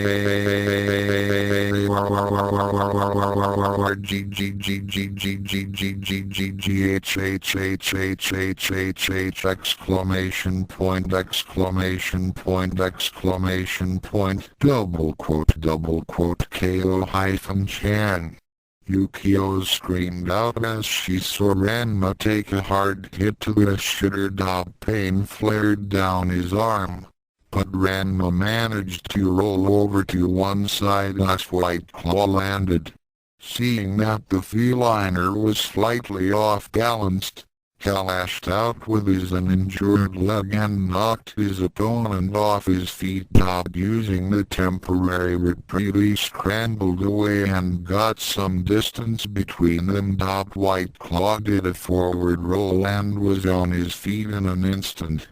He looked to where his foe was and smirked as he saw Kojiro unsteadily standing some 20 feet away. He was clutching at his right arm and was in serious pain. The jar knew that his opponent's right shoulder had gotten dislocated from that last kick. Wasting no time, since he needed both his arms, Ranma bit down and slammed his fist to the ground while using his other arm to keep the injured limb straight. As soon as the fist hit the tarmac, he pushed upward and the arm snapped back into its socket. The pain he felt was excruciating but refused to cry out. He stood up and gave his arm a few practice motions to make certain that it was set back into place. He then took a ready stance as the crowds cheered on and even White Claw was impressed. The jar nodded and clapped his hands in light applause. Well done, Kojiro. That can be painful. Not as much pain as I'm going to dish out. Ranma retorted. Oh really? White Claw said with amusement. He then looked around and thought the roar of the crowds was now deafening. Now was the time for Fizka and Kojiro's existence to end. He took a stance and began focusing the sky.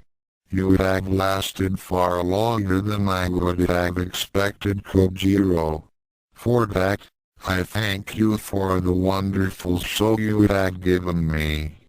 You have proven yourself worthy of feeling the force of my greatest attack. At full power this time! Bring it on. Ranma replied as he took an identical stance. White Claw smiled as he saw that this was it. The signal for his hitmen to knock out the council would be the release of his final technique. What he didn't know was that his assassins were no longer available. The crowd was hushed as the two combatants glowed with an intense light. The world became silent as two of the most powerful users of the Neko Ken were about to unleash their full potentials. In the stands, certain people were riveted to the outcome of this battle. Soon come less than Ranma shall marry my Ken and carry on the anything goes. Oh happy day. Greater than Genma, less than unbelievable. With such power, the future of the anything goes and my retirement is assured. Greater than Kasumi, less than oh my. Greater than Zabiki, less than he single quote s going to make me a lot of yen. Greater than Akan, less than. Greater than Yukio, less than Ko-chan. Be careful. Greater than Champa, less than Iya. Aaron. Greater than Cologne, less than Sun-in-law. You shall make the Amazons great again.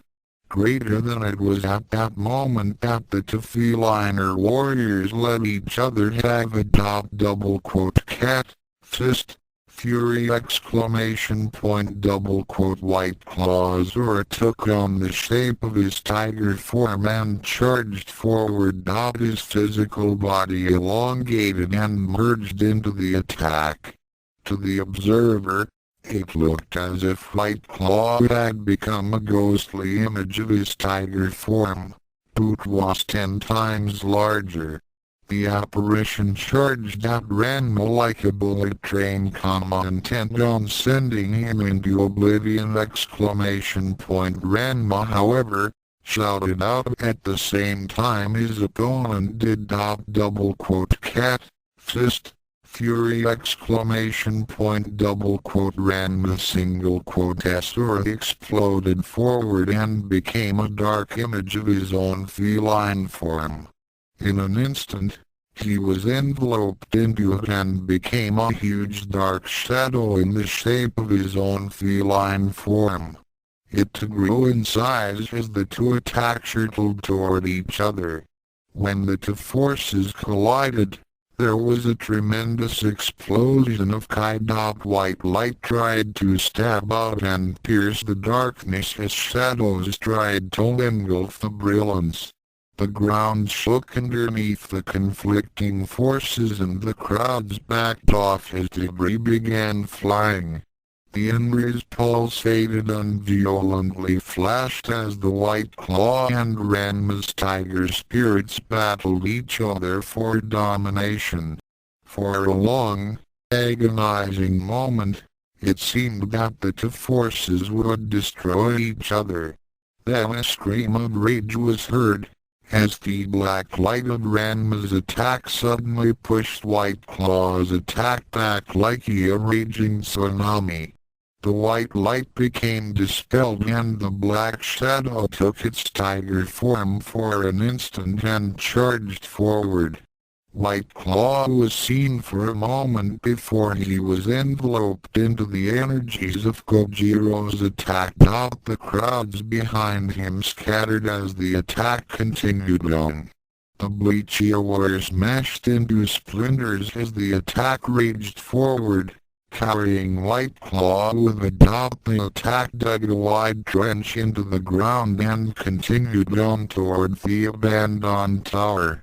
Just as it was about to strike the tower, Ranma tumbled out of the attack and rolled to a stop.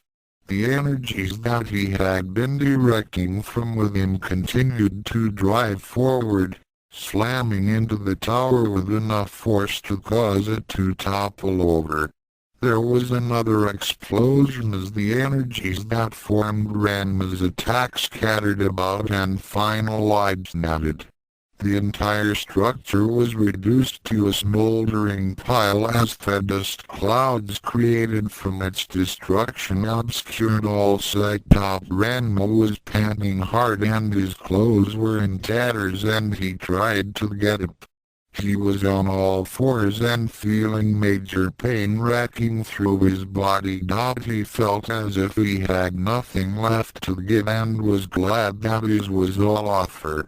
As the dust was beginning to settle, he looked up toward the destroyed tower. There was no possible way that White Claw could have survived.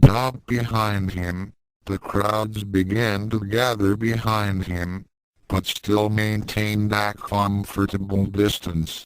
The feline council were in front as they needed to verify that White Claw had indeed been defeated. Behind them were the Digger's family, the Tenbos, the Amazons Genma, Yukio and Felicia, who had decided to shift to her humanoid form. No one noticed her as everyone waited in silence for the outcome. It was then that Ranma saw something moving from within the dust clouds. He winked as he got to his feet. He couldn't believe it. It was impossible! But it was. A dark shadow was seen as someone moved toward the edge of the carnage. When he stepped out into view, Ranma's blood went cold as the crowd gasped. The figure continued to approach him and then stopped to stand 10 feet away from his opponent. White Claw was a mess. His tunic had been torn completely off and there were some very ugly gashes in his furred chest and his face. His body was battered but still standing defiantly. He looked over and saw that the council members were still alive. There was no point in trying to assassinate them now. He knew that his plan had failed, but did not care. His gaze became fixated on Ranma, who was taking a stance against him. I would have never believed that you could repel my final attack. To think that an outsider could master the feliner's fighting style. White Claw paused and held up a hand, clenching a fist. He looked down at it. At last. I feel truly alive in years. My blood is on fire as it rushes through my veins. He then saw Ranma with rage in his eyes. Saber-claw! Both fighters then charged each other at the same time, letting off inhuman roars as they let loose with a furious assault on each other. Ranma didn't know where he got the strength, but he somehow managed to reach down within himself and called up the tiger spirit again. He ignored the pain and damage that was being inflicted by his opponent as they mercilessly slashed and punched at each other. Ranma and White Claw were now acting purely on instinct. This was no longer a question of who was the better fighter. It was a question of wanted it the most. For what seemed to be an eternity, the two continued to tear each other apart, not even blocking or countering each other's moves. Then, Ranma finally put an end to it as another slash came toward his chest. Kojiro swerved to one side and trapped White Claw's extended arm in his hand. He quickly raised it and then sent a hard blow to the armpit. There was a loud snap as the arm bone was forced from its socket. Before White Claw could counter, Ranma sent a hard right cross to his chin and sent him reeling. As White Claw stumbled back with a dislocated shoulder, Ranma released his final attack. Final attack. Saber-claw storm! Ranma suddenly launched himself at White Claw in a pumped-up version of his berserker's rage attack. White Claw found himself helpless to defend against it as Ranma slashed, punched and kicked in brutal combinations, moving so fast that the human eye could not discern when he was punching, kicking or slashing. In another instant, Ranma was delivering 10 of the saber/kicks, then sent White Claw's body flying upward with a rising /kick. He then ended the attack with not one, not two but 5, double ripped claw slashes in rapid succession. How White Claw's body managed to hold together after such an intense mauling, no one could tell, but it did. Ranma landed lightly on his feet after completing the technique. White Claw landed heavily onto his back. He then began to stir. Ranma couldn't believe it. After all that, White Claw was still moving? However, White Claw did not try to attack Ranma. He was barely able to stand and face his opponent. He gritted his teeth and gave Ranma that same irritating smirk, even though his body was now bleeding profusely from hundreds of deep wounds. He then forced the words to his mouth. Lot, do you know? He gasped. I have been defeated. I have order battle, Saber-Claw. I have not felt such satisfaction in a long time, Ranma said nothing as he waited for White Claw to continue. White Claw nodded. Such a pity that I refuse to live with such disgrace. He then raised a bloody hand to his throat. Farewell, Saber-Claw, to the horrified eyes of Ranma and all those outside of the feliner. White Claw then slashed his own throat and toppled to the ground. His body jerked for a moment and then became still. White Claw. Ranma cried out and tried to move toward him. However, his body was too exhausted and he fell onto the ground. Yukio chose that moment to dash forward toward her fiancé. Shampoo also tried to move forward to give her intended the kiss of marriage, but was stopped when someone blocked her away. She looked up and saw that a strange Catwoman barred her away. She looked up and saw Brittany Diggers in her hybrid form shaking her head at her. It was then that the High Council and Pantherun moved forward to where Ranma laid on his back, his head cradled by Yukio's lap. Jaguar looked down at the victor and smiled down at him. He then turned to face the crowds and raised a hand. Hail Saber-Claw! The other members of the council looked at each other, then nodded collectively as they too cried out simultaneously. Hail our new ! The crowds began to cheer as they repeated his name and new title. Hail Saber-Claw! KOHLINJAR!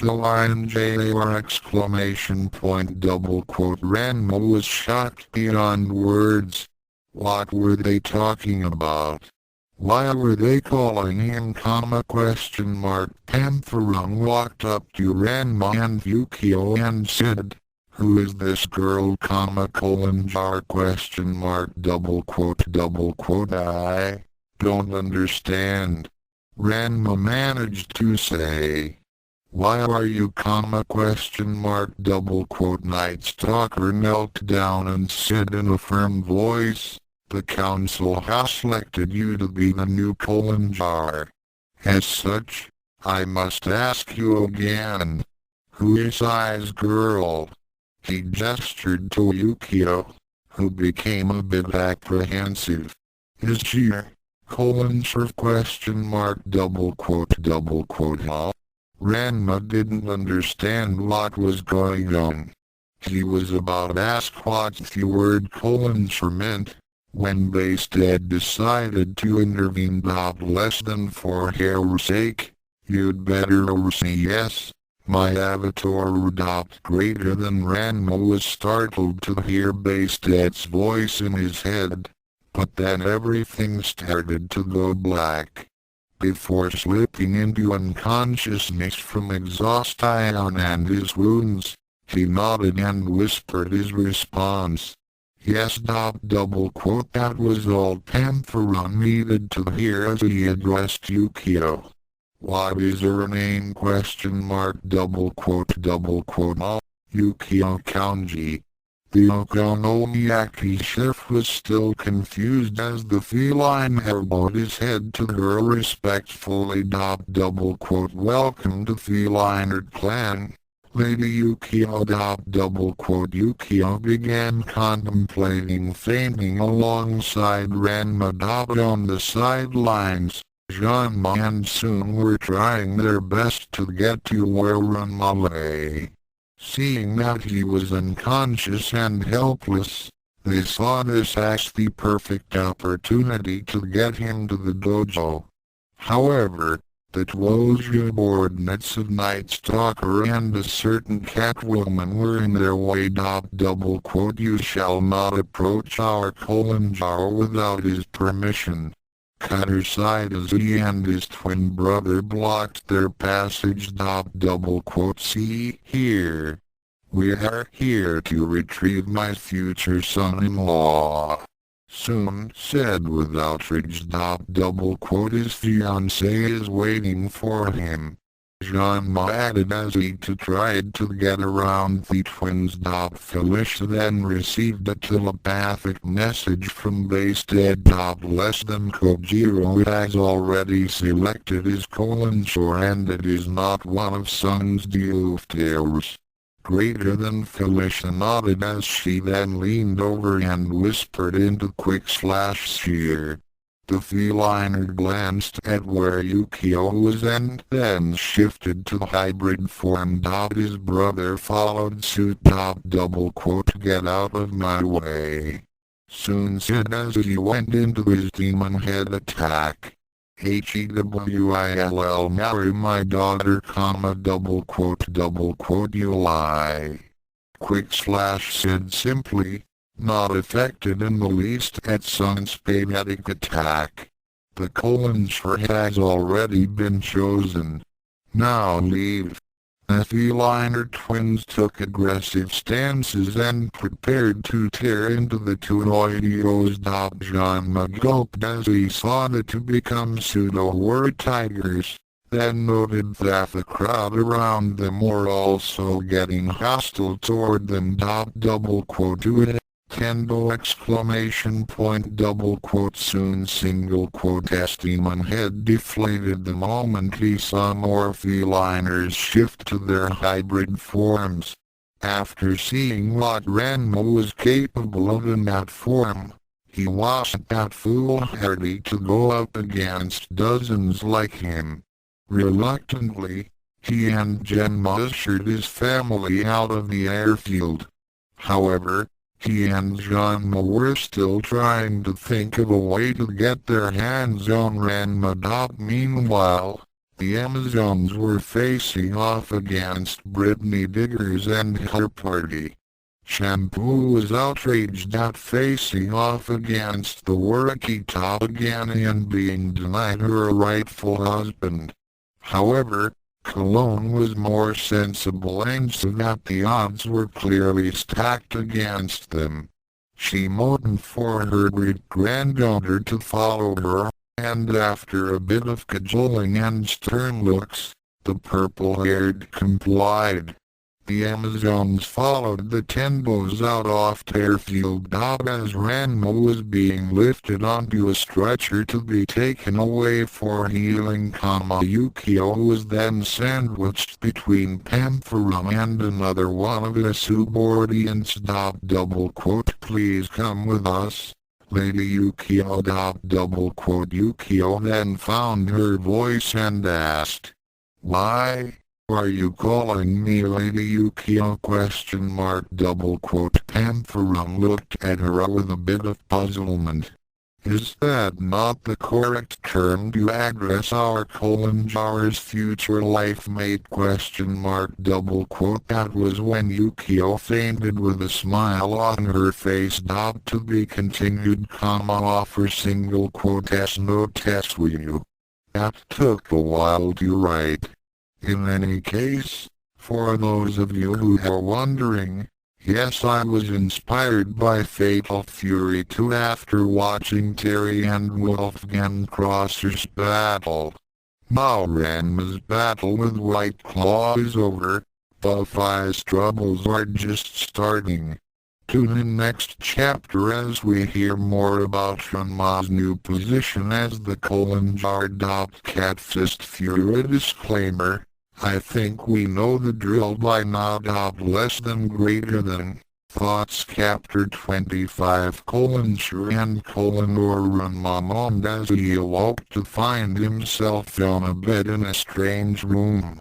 His body was aching all over and he looked down to see that all of the wounds he had sustained during his battle with White Claw had been expertly bandaged. He found himself in his human form and bare chest as he sat up. Ko-chan. Ranma winced as Yukio rushed to his bedside and hugged him. OW. OW. OW exclamation point. Yukio immediately released her hold on her fiancé and said, "Oh, sorry about that. Are you okay, Kojiro?" Ranma nodded as he took a deep breath. "Yukio, where are we? How did I get here?" Yukio nodded as she pulled up a chair to sit at the bedside.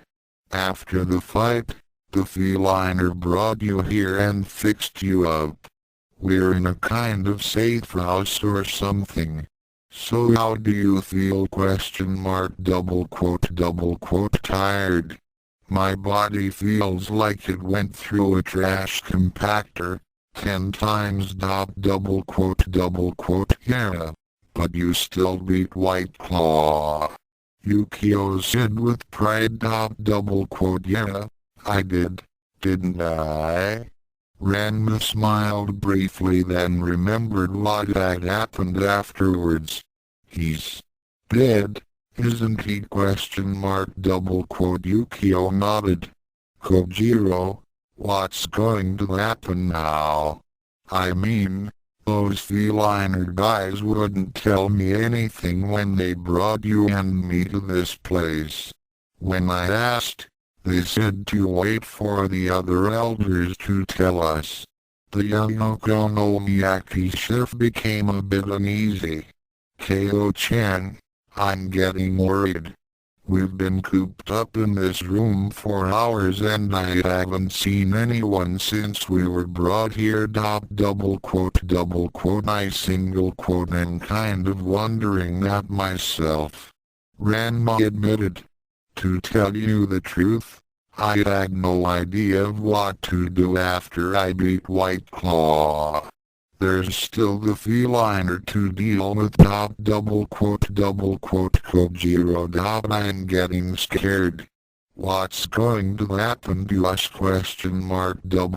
Ranma saw that Yukio needed some comfort and drew her into a light embrace. "I don't know who can. I really don't know. It was then that they became startled as a flash of light suddenly appeared. When it faded away, Ranma and Yukio found themselves face to face with the deity called Base Dead. "Well done, my avatar," the cat goddess purred. "And I see that you and your Kolanjar are getting along very well. I am pleased." Yukio stared at Bast for a long while. It wasn't every day that a feline deity suddenly pays a visit. She finally found her voice and addressed her. Who are you Bast smiled at the surprised girl and made a slight bow to her. Forgive me for not introducing myself. I am Bastet, but you may call me Bast. I am the goddess of pleasure, protector of men, pregnant women and cats. I am also the principal deity of the feline Aru. Pleased to meet with you, Yukio Kwanji. G-goddess. Why, you know who I am? Yukio gasped, then looked at her fiancé. Ranma nodded as he said, yes, she is a goddess. She's the one who helped me in training in the Neko Ken. When I finished with the training, I became her avatar. She was the one who gave me the name of Saber-Claw. Bast nodded as she said, not only are you my avatar, Saber-Claw, but you have also become the conjurer of the feline Aru.